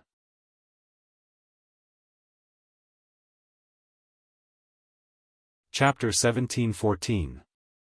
I love dreams of 1,000 years, I'm rubbing my hands in excitement. Now it's the most exciting time of the week. Even though dreams of 1,000 years had been around for many years and the number of lucky people had exceeded 3 digits, it did not diminish their enthusiasm. Dreams of 1,000 years only happened once a week, and there was only one slot each time. There were more than 10 billion people in 2 dimensions. On the day of the lucky draw, it was much harder to get a slot in the streaming room than usual. Even the big shots who bought houses in the streaming room often failed. Getting a slot in the streaming room was just getting the right to the lucky draw. The streaming room would choose the chosen one from 5 million people. Every chosen one was the most dazzling existence among billions of people. Their luck was off the charts. It was harder than winning a lottery ticket worth hundreds of millions. Count of 1,000 faces, after all the chaos, I finally made it in. It's my first time getting a slot in the streaming room in half a year. I'm crying my heart out. Dang Zhan Hezeng Fei, it's time for the lucky draw. I feel more excited than being a groom on this day. Guren Rugio, look, this lucky person is of pure European descent. He's fair and beautiful. Why don't we roast him? Yiwen Chu Tianfen, I'm curious about the identity of the lucky person this time. Is it possible for him to meet the streamer? Yuban Baobo, it's basically impossible. I've been following Dreams of 1,000 Years for so many years, and so far only 3 people have achieved this. According to the statistics of the big shots, only 3 of the 3-digit lucky emperors had ever been in the same frame as Jiang Pengji. There were less than 20 lucky emperors who had direct or indirect contact with celebrities in this dimension. The rest of the lucky emperors had basically transmigrated for half a day and traveled to ancient times before returning. They traveled through time with various identities, and the real identities of the lucky people were also varied. There was basically no pattern to it. It was impossible to predict who the lucky person was this week and what identity he had traveled through time. It was precisely because of this unknown that Dreams of 1,000 Years became more interesting and exciting. Every time the lucky draw was held, the lurking idle people would jump out. The increase in the bullet screen in the streaming room was in the tens of thousands. Jiang Pengji glanced at the screen from the corner of her eyes when she was dealing with the official documents. The lucky draw result popped up on the screen. Congratulations to the number 1 playboy of the capital city for winning the slot of Dreams of 1,000 Years. Seeing this result, the bullet screen in the live broadcast room seemed to have stopped for 3 seconds, followed by countless question marks. Mudfish, excuse-me. Who? How could such a person have the chance to transmigrate? Jiang Pengji frowned, wondering why Salted Fish's reaction was so strange. In the next second, a kind-hearted person explained it to her. It turned out that this, capital's number 1 playboy, was a young master from a rich and powerful family. He had never committed any crimes, but he was a scumbag. The number of girlfriends he had dated could form a group, and many of them had even had abortions for him. The year before last, he obeyed his parents' arrangement and got married. The girl's family background was far inferior to his, so she couldn't control him at all. This young master was even more fearless. The red flag at home was still standing, but the colorful flags were fluttering outside. Every now and then, there would be mistresses, fourths, and fifths tearing up nameless gossips. What really made this young master famous was the gossip from last month. The 81st-tier female celebrity who failed to become a 6th-tier celebrity was tearing up a playboy on Weibo. The female celebrity also revealed a piece of gossip that infuriated the netizens. The young master was having an affair with the female celebrity the day before his wife gave birth. His wife gave birth to a daughter 2 months ago, but he didn't go back to see her a few times. He even privately mocked his wife for being pretentious with the female celebrity. It only took a few hours for a woman to give birth. Others could walk as if they were flying the next day, but she was pretentious and had to stay in the hospital for 2 months. The young master liked the new and got tired of the old. Soon, he got tired of the female celebrity and wanted to break up. The female celebrity wanted more benefits, but the young master refused. The two of them broke down. How could the female celebrity be willing? The young master had only fulfilled half of the resources he had promised to give her. There was still the other half. The young master was impatient with the woman who didn't know what was good for her. He was annoyed by her pestering, so he decided to freeze her. The female celebrity was just an 81st-tier celebrity in the entertainment industry. Freezing her was something the young master could do with just a word. The female celebrity was also angry. Once she was angry, she decided to perish together with the young master. She gritted her teeth and made up her mind. She simply revealed on Weibo that she was tearing up the young master. Let's not talk about whether this move of hers was rational, or if she thought of it with her feet, but her generosity made the netizens eat their fill.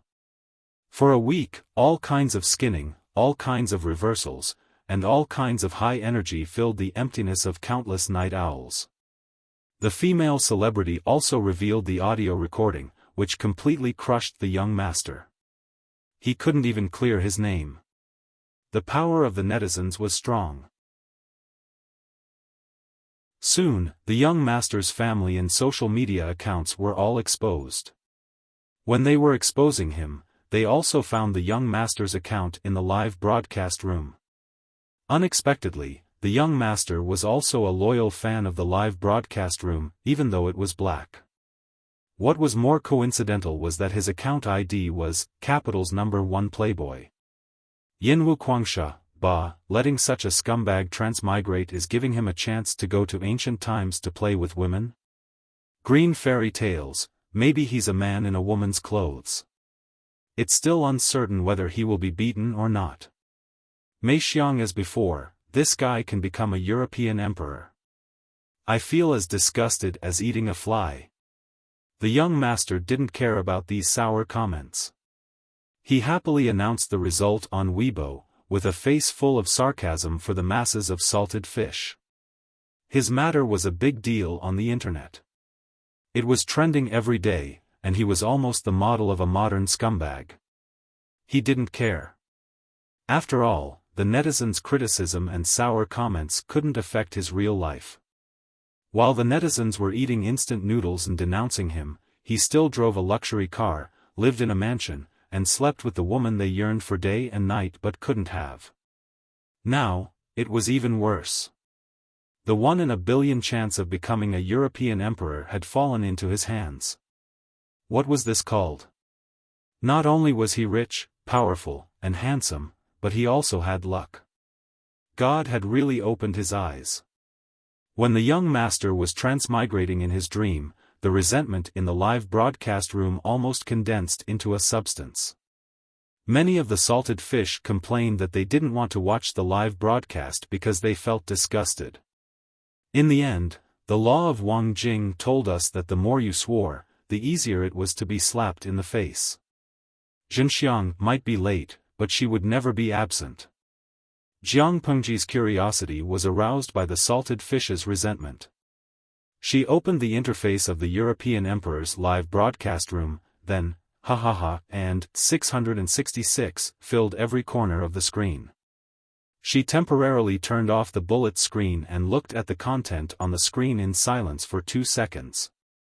The identity of the European Emperor who had transmigrated was a bit tricky.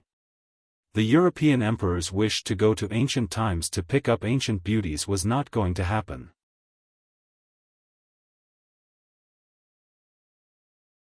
Chapter 17:15. Yaidongwu, it's so easy for a woman to give birth. It's as easy as taking a dump. Am I right, lucky emperor? Xiao Zhuer, my dear, children born naturally are smarter. Just bear with it. How can a man be more afraid of pain than your wife and mother? She was giving birth to a child, but she was screaming like a pig being slaughtered. If she were to howl like this now, she would run out of energy later. Come a cup of iced coal, the lucky queen is indeed a happy fountain. I was so desperate just now that I wanted to turn off the live broadcast room. I didn't expect.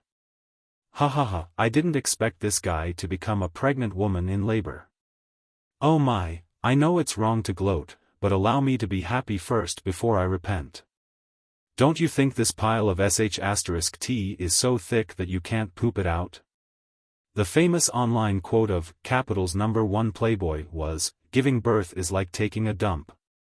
Women who say that it hurts are all pretentious. My mother's generation didn't have so many problems. She even said that she didn't want to give birth. If she doesn't give me a son, she'll get lost. These words not only angered all the female netizens, but even the male netizens felt ashamed that there was such an idiot among the men. It's easy for you to say that. If you have the ability, go and experience it first. In the end, Luck won the bid. He was fortunate enough to stand out from the millions of people and become the new king of Luck, obtaining the qualification to experience the birth of a pregnant woman in ancient times. When he first crossed over, he felt a little dizzy, and his whole body seemed to be drained of energy. A wave of unbearable pain spread from his lower body to his whole body. As his consciousness cleared, the pain he felt became more and more intense. In the end, he couldn't take it anymore and tried to grab the source of the pain with his hands. As soon as he did so, his palm came into contact with her plump and taut belly, a round and tight stomach. When he realized this, the European king shivered, and his consciousness was completely awakened. He found the body in a half-sitting position on the bed, with two white, slender, well-proportioned legs spread wide. Lucky King looked down and realized that his round belly was blocking his view. Even if they hadn't eaten pork before, they would have seen pigs run. This posture was clearly a common production joke in period dramas. His first reaction was to beat his stomach with his hand. What kind of lousy transmigration was this? Who wanted to give birth to a child? However, the condition of this body was not very good. His actions did not affect the child in any way. Instead, it caused an even more intense contractions, causing him to wail and howl in pain. At this time, a middle-aged woman who looked like a midwife said hurriedly, "Dear, don't waste your energy now. Your baby is too big, and the delivery time is not right. If you do as I say, you will definitely be able to give birth safely." Before the European emperor could retort, the midwife ordered someone to stuff something into his mouth to prevent him from biting his tongue in pain. At the same time, she ordered two strong female servants to prop him up in a half-squat position. She explained, "I've delivered babies for at least 1,000 times. Many farmers' wives will squat like this to ensure that the delivery goes smoothly. This way, they can use their strength. Please take a break and gather your strength. When there's movement later, muster up all your strength to give birth to the child. Just follow this servant's instructions and use all your strength." Therefore, the European emperor was forced by a house full of servants, maids, and midwives. No, he was forced to give birth. However, it was not easy to give birth to a child. Before the European emperor arrived, the pregnant woman had already used up most of her strength. She was in so much pain that she lost consciousness. It seemed that both of them were going to die soon. The European emperor's arrival injected new vitality into this body, and it was enough for the European emperor to hold on until the delivery of the child. This body would probably be very grateful for the European emperor's efforts, but the European emperor himself, he cursed crazily in his heart, but his body was held down by the female servants who mistook it for pain. For the first time, the European emperor saw how terrifying the strength of a woman who had been doing rough labor all year round could be. The two of them held him on both sides, and he could not move an inch no matter how hard he struggled. His stomach was in pain, and his lower body felt like it was being cut by a knife. This process was worse than death for him. Seeing that the European emperor was a little depressed, the midwife immediately encouraged him with words. The earlier he gave birth, the less pain he would suffer. If he didn't give birth soon, the child would definitely die. The European emperor cried and cursed crazily at the same time. He almost crushed the food in his mouth with his teeth. He thought that he could end the pain by exerting force, but he did not expect that the delivery process would be so long. The feeling of being cut by a knife was still with him. Because he was a lucky emperor, the system had a protective mechanism for lucky emperors. Therefore, it was wishful thinking for him to faint from the pain. "Yueying, I know it's painful for a pregnant woman to give birth. I should give my blessings to such a serious scene, but I really can't help it. Once I thought about how the soul of this body was that scumbag guy, I couldn't help but laugh out loud as I watched the stream from under my blanket.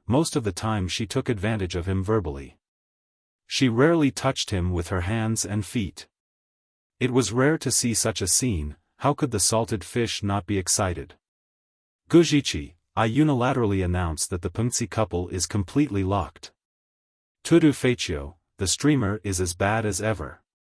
She knows that the emperor is still suffering, but she still openly shows her love. It's simply a critical hit. I wonder how the emperor's son will react when he returns and sees the streamer's recording. Canteen Daffin Auntie, how else can he react? That was heart-wrenching.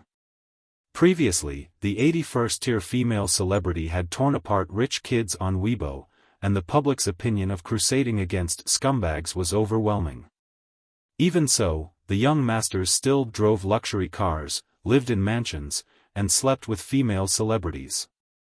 They were very happy and were not affected by the outside world at all. In other words, in the eyes of people at his level, the movement of the netizens was nothing more than a splash of water. People waved their keyboards and filled with righteous indignation on the internet. Wasn't it ridiculous to stand up for a prostitute who couldn't even be considered as little six? Hee, what about now? A man who said that giving birth was like taking a dump was now wailing and giving birth under the watchful eyes of 5 million salted fish from 2 dimensions. The sarcastic salted fish even added that he looked like a white pig that was being slaughtered. Oh, he was probably worse than a white pig waiting to be slaughtered. When people butchered a pig, they would at least let the pig whine before it died. The European emperor's mouth was blocked by the midwife. No matter how painful it was, he could only whimper and swallow all the sounds back into his stomach. Many women who watched the live broadcast expressed that the content of today's live broadcast was extremely comfortable. Especially those women who had experienced giving birth, they wished they could grab their husbands and press them in front of the screen for them to see. From pregnancy to childbirth and breastfeeding, the people around them had more or less said similar things, especially the people who were closest to them in bed. The words were unintentional, but the listeners were interested. Pregnant women's emotions were fragile to begin with. The impact of these idle gossip on them was incomprehensible to outsiders. Some women even suffered from postpartum depression because of this, but their closest husbands still made sarcastic remarks on the side. Isn't it just giving birth to a child? The whole family treats you like an ancestor. Why are you still so unreasonable? Postpartum depression? You get depressed so easily. So what if you're depressed?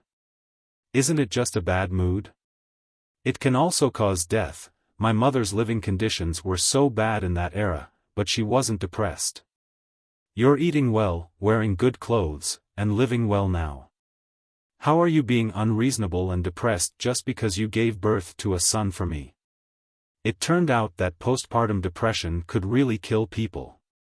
If all the men in the world who said such sarcastic remarks could get a half-day tour of ancient childbirth like the European emperor, allowing them to personally experience what it felt like to have a pile of shit, they would probably all shut up. The pain wasn't on them. All of them were heartless.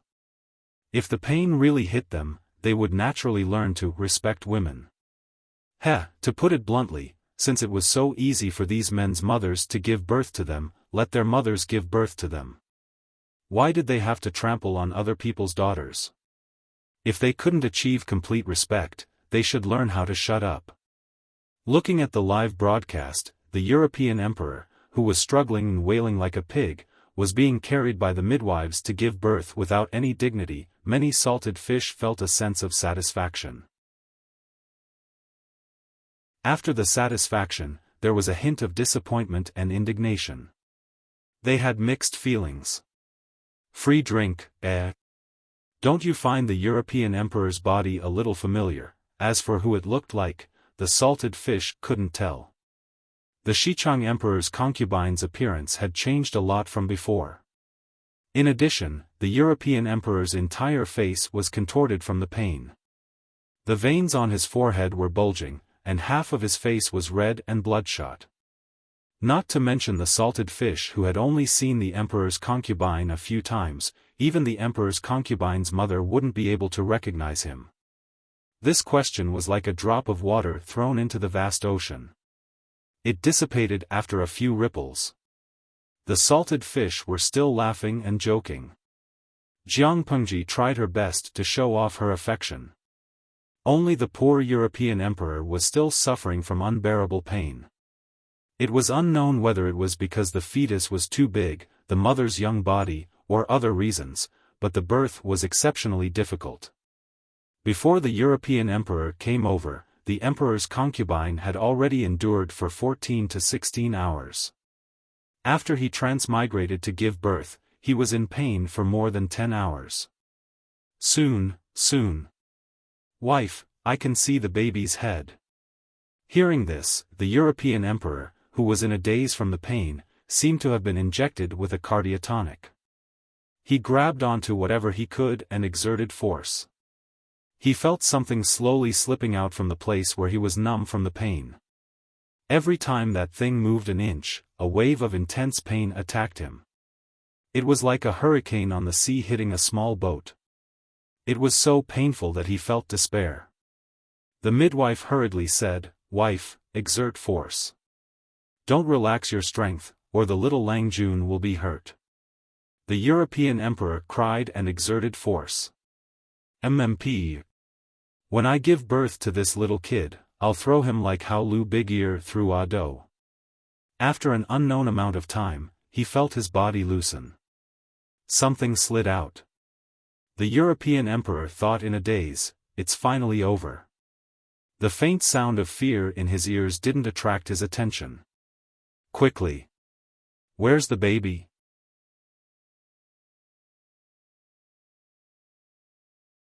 Chapter 17:17. Child, cough cough cough, where's the child? The European king was so excited that he slapped the bed. This child was the golden baby that he had suffered for a long time, from day to night before he finally gave birth to it. Even if he really wanted to throw the child to the ground and kill him, he had to wait for him to take a closer look before doing so. After working so hard for so long, it would be such a waste if he didn't take a look himself. After holding back his anger, the exhausted European emperor could not help but ask the midwife for the baby the moment he regained his freedom. He was too tired and distracted, so he didn't notice the ugly faces of the midwives and the others. When they heard the European king's request to see the child, the midwives and the others looked embarrassed. Their hands, which were holding the child, were still shaking. It was probably because the child had stayed in the mother's womb for too long. When the child was born, the amniotic fluid was very turbid, and the child's body was also stained with feces. However, this child could be considered lucky. The Empress concubine gave birth just in time. If it had been a few more days, the child would probably have died in the womb. However, wife, do you really want to see it? The midwife's voice trembled slightly. Lucky King blurted out, "What nonsense are you talking about? I asked you to bring the child over, so just do it. Why are you wasting time?" When the midwife heard such vulgar words, the hesitation and sympathy in her heart instantly disappeared. It was as if she had thrown away an unlucky piece of garbage. She couldn't wait to place the child next to the European emperor so that he could look at it to his heart's content. Lucky King had seen a newborn baby before. He was mentally prepared that the baby would be ugly. However, when he saw the baby in person, he was stunned. There was no other reason. This child did not look like a newborn. His skin was fair and rosy, and his small nose and eyes were very beautiful. Her two little fists were curled up, and her fair and tender appearance was completely different from the daughter of the European emperor's first wife. Didn't they say that newborn babies are ugly? The European emperor looked at the child as if he was looking at a toy. He poked the child's pouting mouth with his finger. Being good-looking was indeed capricious. The European emperor temporarily forgot about the hatred he had for her not long ago. The midwife wanted to say something but stopped. Her expression was so conflicted that it looked like she had been constipated for many years. She said something against her will. Perhaps it's because, my wife is born beautiful and the child is growing well in her womb, she wanted to say, because this child is a monster. Considering his job and head, he didn't say anything. The European emperor looked at the child, but in his mind, he was thinking about his daughter. The more he looked at it, the more he felt that his daughter was better.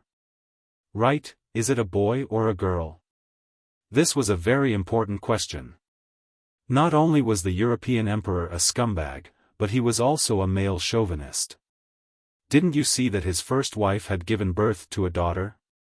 Although the Qing dynasty had died long ago, their family still had the throne and the throne to inherit. How could they not have a male child? He was already mentally prepared. If his current wife couldn't give birth to a son, he would find someone who could.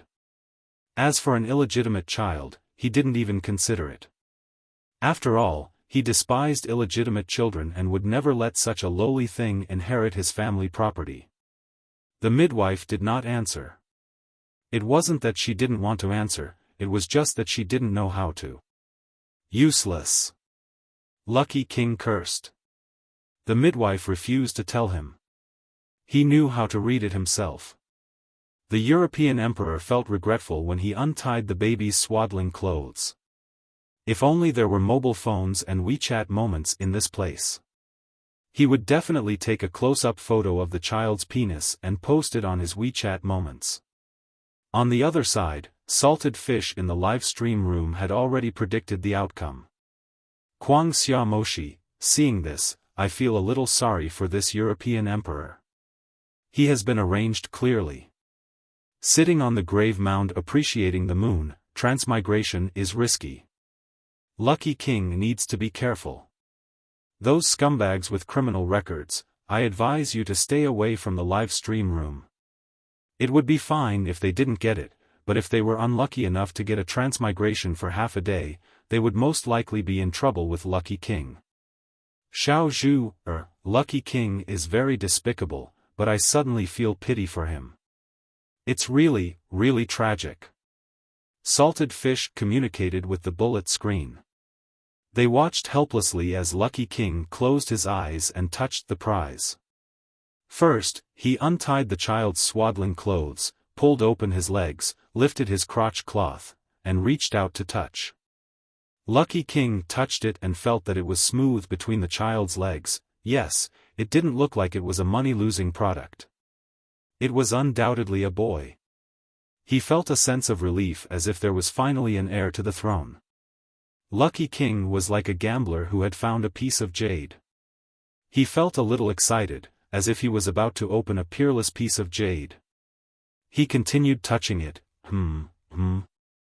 What's this? The structure didn't seem right. He pinched it with his hand and felt a piece of meat that looked like a small sausage, but there were no eggs. No eggs? Lucky King's eyes widened. He wanted to stick his face to the child's body to take a look. He turned the child to the left and right, but there were no eggs.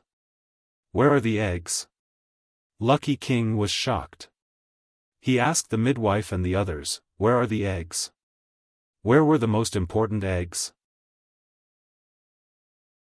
Unconvinced, he touched the child's body all over, as if he was trying to find the missing pair of eggs. The midwife thought that he was crazy, so she quickly picked up the frightened and crying child. Her initial disgust for the child was replaced with some sympathy. What a sin! The child was born with a natural castration, and the mother was unreliable. What a poor child! Yes, this child was born with a deformity, and he was naturally castrated. Nowadays, the eunuchs only cut off the eggs, but the child was born without eggs. Wasn't that a natural castration? The midwife thought sympathetically. She hoped that the child would grow up to be a fool. If he was sane, how could he accept this crippled body that could not reproduce and could not have children? Even if he wasn't sick in the head, he would be sick from holding it in. What a sin, The midwife did not know that Lucky King had transmigrated back before he could go crazy. She only saw that the princess of Xichang had fainted from the huge blow. The child in her arms could only be temporarily taken care of by the wet nurse, who also disliked it. What sin? The midwife rolled her eyes at the wet nurse. No matter how bad this child is, he is still a posthumous child of a noble, the wet nurse sneered. What dogsh *t noble? This is retribution. The midwife scolded her in a low voice. You've drunk too much. Is your brain muddled? You dare to say anything? The wet nurse mocked. Why not? How many innocent maidservants did that bastard and Shui order to kill? These maidservants were taking revenge on the ghost babies in their wombs. He wanted to end his line of descendants, and the posthumous child he gave birth to was also a natural castration. The Nanxing women who had been raped and impregnated by the Nanman captives were all victims. In the end, An Shui listened to the advice of the sycophant, and stubbornly sent men to beat the pregnant women with the Nanman blood out with sticks. That tragic scene was truly infuriating. The wet nurse believed that An Shui's posthumous child had become like this because of the innocent souls who had died in vain. The midwife was silent for a long time when she heard this. She could only sigh. After all, this child is innocent. The wet nurse spun the child around in a circle and softly coaxed him, revealing a chilling smile. Of course he's innocent.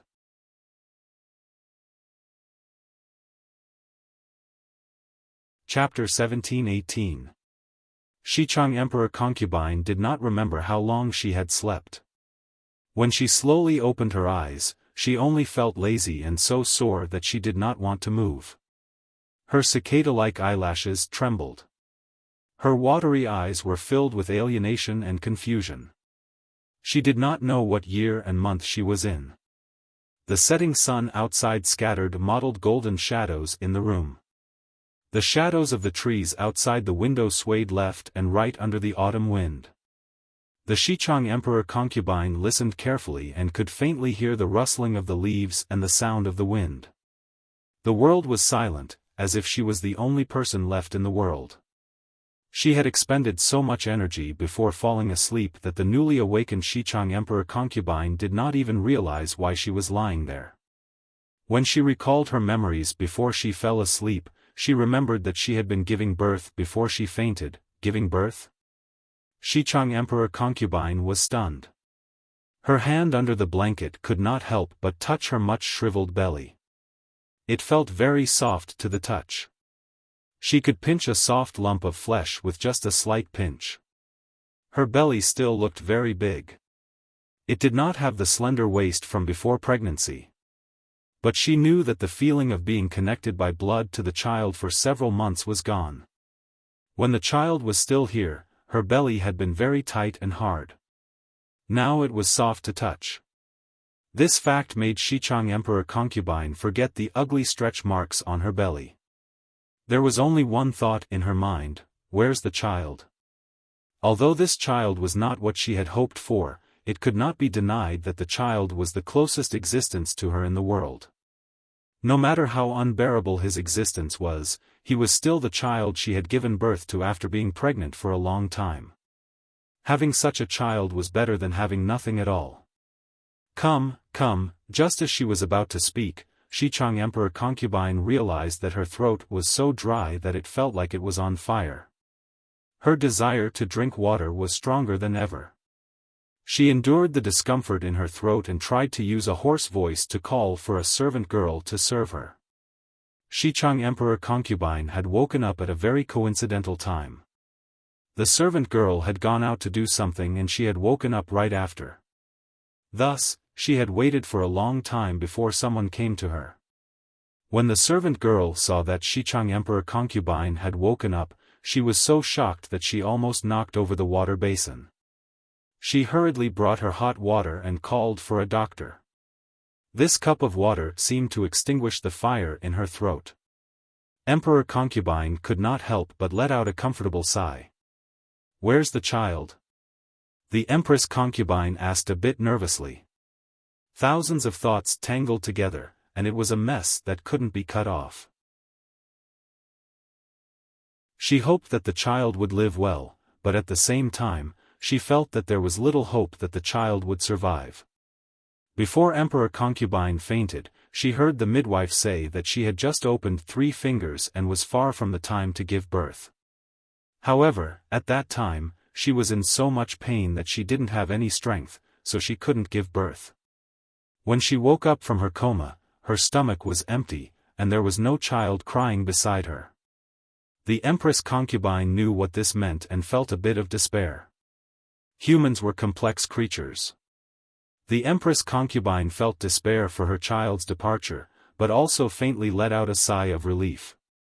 Outsiders all thought that the child was An Shui's posthumous child. Only she and her brother knew that the child in her womb was the product of the 2 of them going against human relations. She and her brother were siblings born from the same mother. It was highly likely that the child she gave birth to would be a strange monster. Before Xichang was destroyed, when the royal family was still at its peak, there was news that an elder emperor concubine and her uncle had gotten pregnant. It was rumored that the child that Emperor Concubine gave birth to was a 3-legged, noseless monster. In the end, the child fell to his death and was hastily buried to cover up this scandal. There were many similar rumors about the royal family. The more Xichang Empress Concubine thought about it, the more terrified she became. If the child was a monster, as the woman who gave birth to the monster, would she be in danger? Would outsiders suspect that this child wasn't An Shui's posthumous child, and then investigate that she and her brother had made An Shui a cuckold? Even if this cuckold hadn't been intentional, and Hua Yuan had forced them to, but who would believe this if he said it out loud? Due to all sorts of considerations, Xichang Empress Concubine hoped that the child could live and be her companion. At the same time, she hoped that the child wouldn't be a burden to her. From the moment she asked to the servant girl's reply, it had only been a few breaths of time. Countless thoughts flashed through her mind. The Empress Concubine's hand under the blanket clenched, and she stared at the servant girl's mouth. The servant girl said, little husband just drank milk at the wet nurse's place." When it came to how to address the child, the servant girl was a bit conflicted. He was born castrated. The midwife said that this kind of child could never be found in a lifetime. He wasn't male or female. Even the way to address him was a problem. The servant girl thought bitterly. He had such a crippled body, yet he was so beautiful. Who knew how much trouble and suffering he would cause in the future? In this world, beautiful women weren't the only ones who attracted competition. Beautiful men were also prey in the eyes of the strong. He was a cripple who was born castrated. He was neither a man nor a woman. To a certain extent, his existence was a kind of a magic. He was good-looking, so he was bound to attract those perverts who liked to seek novelty. Sigh, if only the little husband was a girl through and through. With his status as An Shui's posthumous child and his status as a non-threatening daughter, perhaps the Duke of Lanting would be willing to favor him. With the protection of a golden thigh, even if he was a beauty that could bring disaster to a country, the little husband would still be able to grow up in peace. It was a pity, he was born castrated. The servant girl's answer was beyond the Empress Concubine's expectations. Because she was too shocked, she overlooked the flash of embarrassment on the servant girl's face. "Quick, bring the child over. Let me see him." The good news temporarily covered the confusion in her heart. She clearly remembered that she fainted from the pain and couldn't continue giving birth. Then, how did this difficult birth of a child go smoothly? This question was temporarily suppressed. She waited so long for the child that her neck grew long. The servant girl's eyes revealed astonishment. She asked, "Wife, you don't remember?" The Empress Concubine asked, "Remember what?" The servant girl said, "You gave birth and saw the little husband once, but you didn't like him very much." Not liking was a rather tactful explanation. When she heard the servant girl in the delivery room describe it, the Empress concubine was scared silly by the child's disability. She kept touching the child's side, turning the child over and over to find him. She crazily muttered, "Where did my son's eggs go? How could a newborn child endure this kind of torment?" As a mother, she clearly wanted to kill her son. The Empress concubine didn't have any impression of the servant girl's words. She didn't even have the memory of how she gave birth. "That's my son. How could I not like him?" Having a man in one fell swoop, the Empress concubine had someone to rely on for the rest of her life. From the looks of it, he had all 4 limbs, thank the heavens. He indeed had all 4 limbs, but unfortunately, there was something wrong with his 5th limb. The servant girl was suspicious, but still nervously carried the child over. Under the servant girl's despairing gaze, the Empress concubine still discovered the abnormality of this child. Looking at the child's abnormal body, her originally rosy face turned completely white.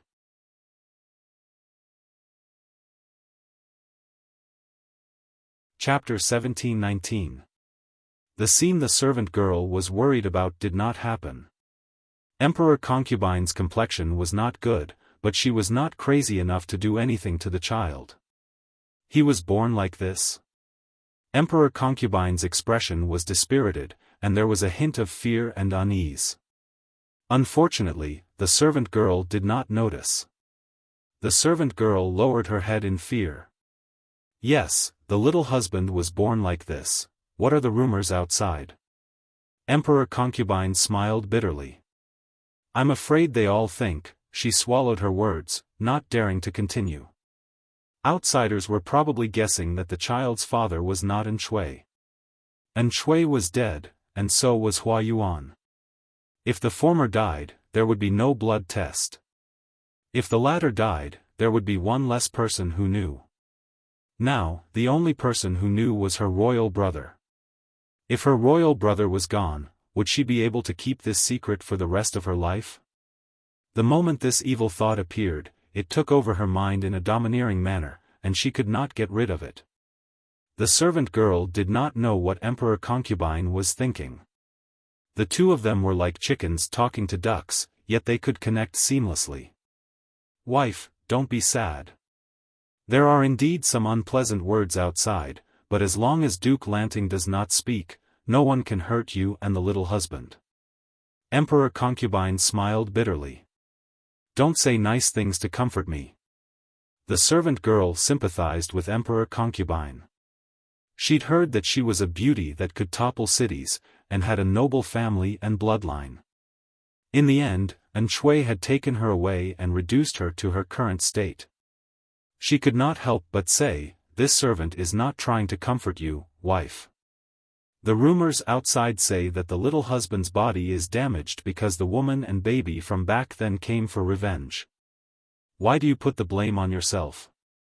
Emperor Concubine, who was still sad and worried about the future, what?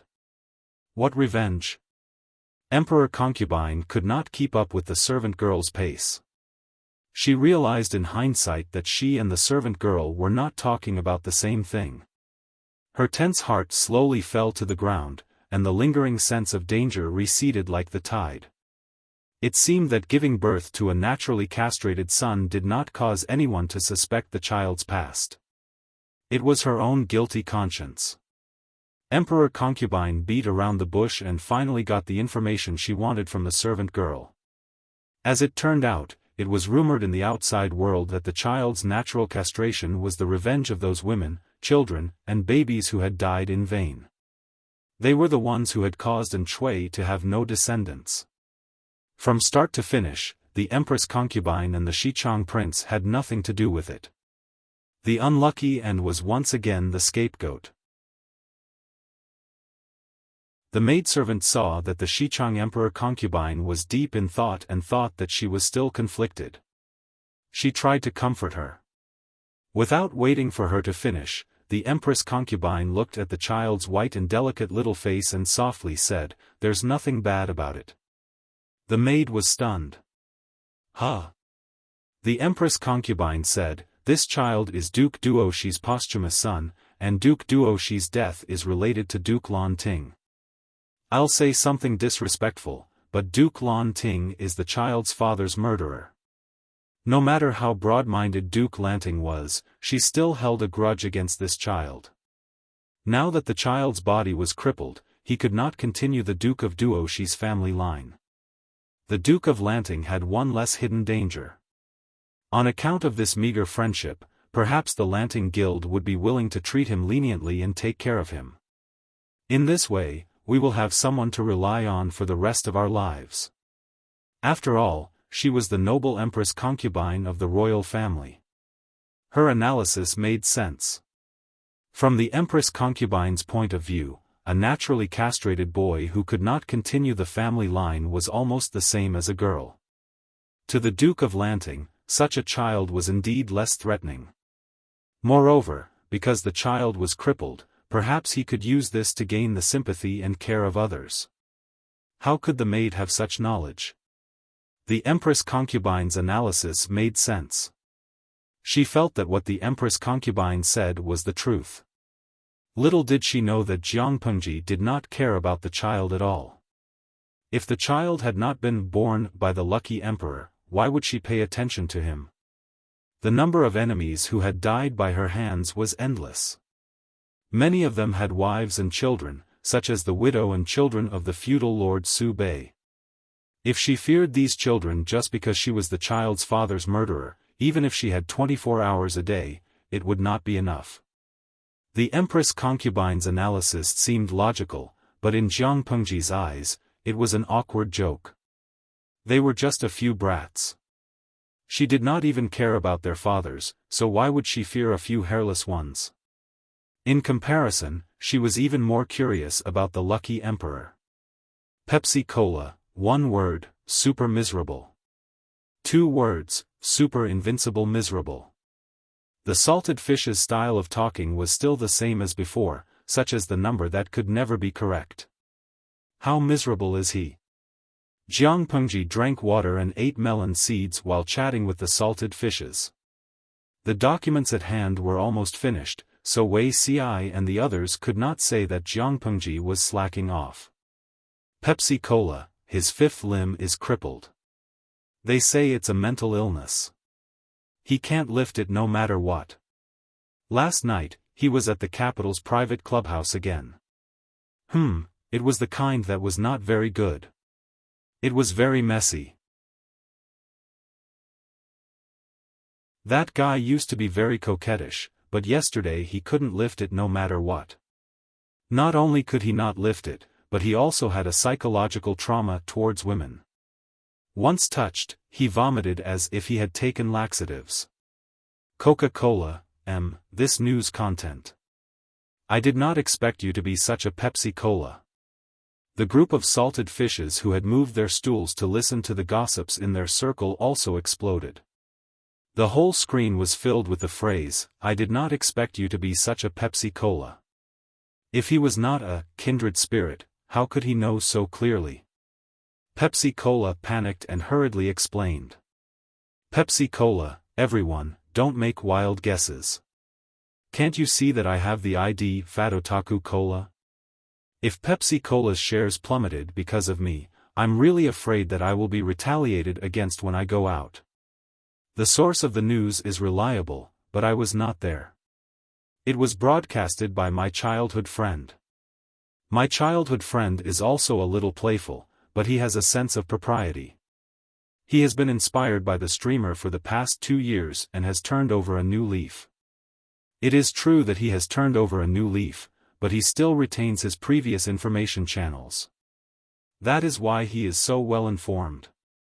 The salted fishes continued to munch on melon seeds and listen to the big shots in the circle deliver fresh gossip to them. Tudu Faccio, he can't lift it, and he has a psychological trauma towards women. This is a sign of a strong man chastising. Xiaopai Hotel, how is this considered miserable? He can't harmonize his yin and yang, but he can develop a new position to bathe in blood and feces with others. Maybe he will be infatuated and open the door to a new world. From then on, he will be out of control and will no longer rape innocent women. Oh Shishu, but, if that is the case, the innocent man will be in danger. The 5 million salted fishes looked at the bullet screen in silence for a long time. Blind student, you have discovered a point. The angle of this question was indeed too tricky. Jiang Pengji silently munched on melon seeds. The system's operation. You're tuning into the Xiaofan's Wuxia Tales YouTube channel. Don't forget to subscribe and join us on this journey to catch the most captivating stories.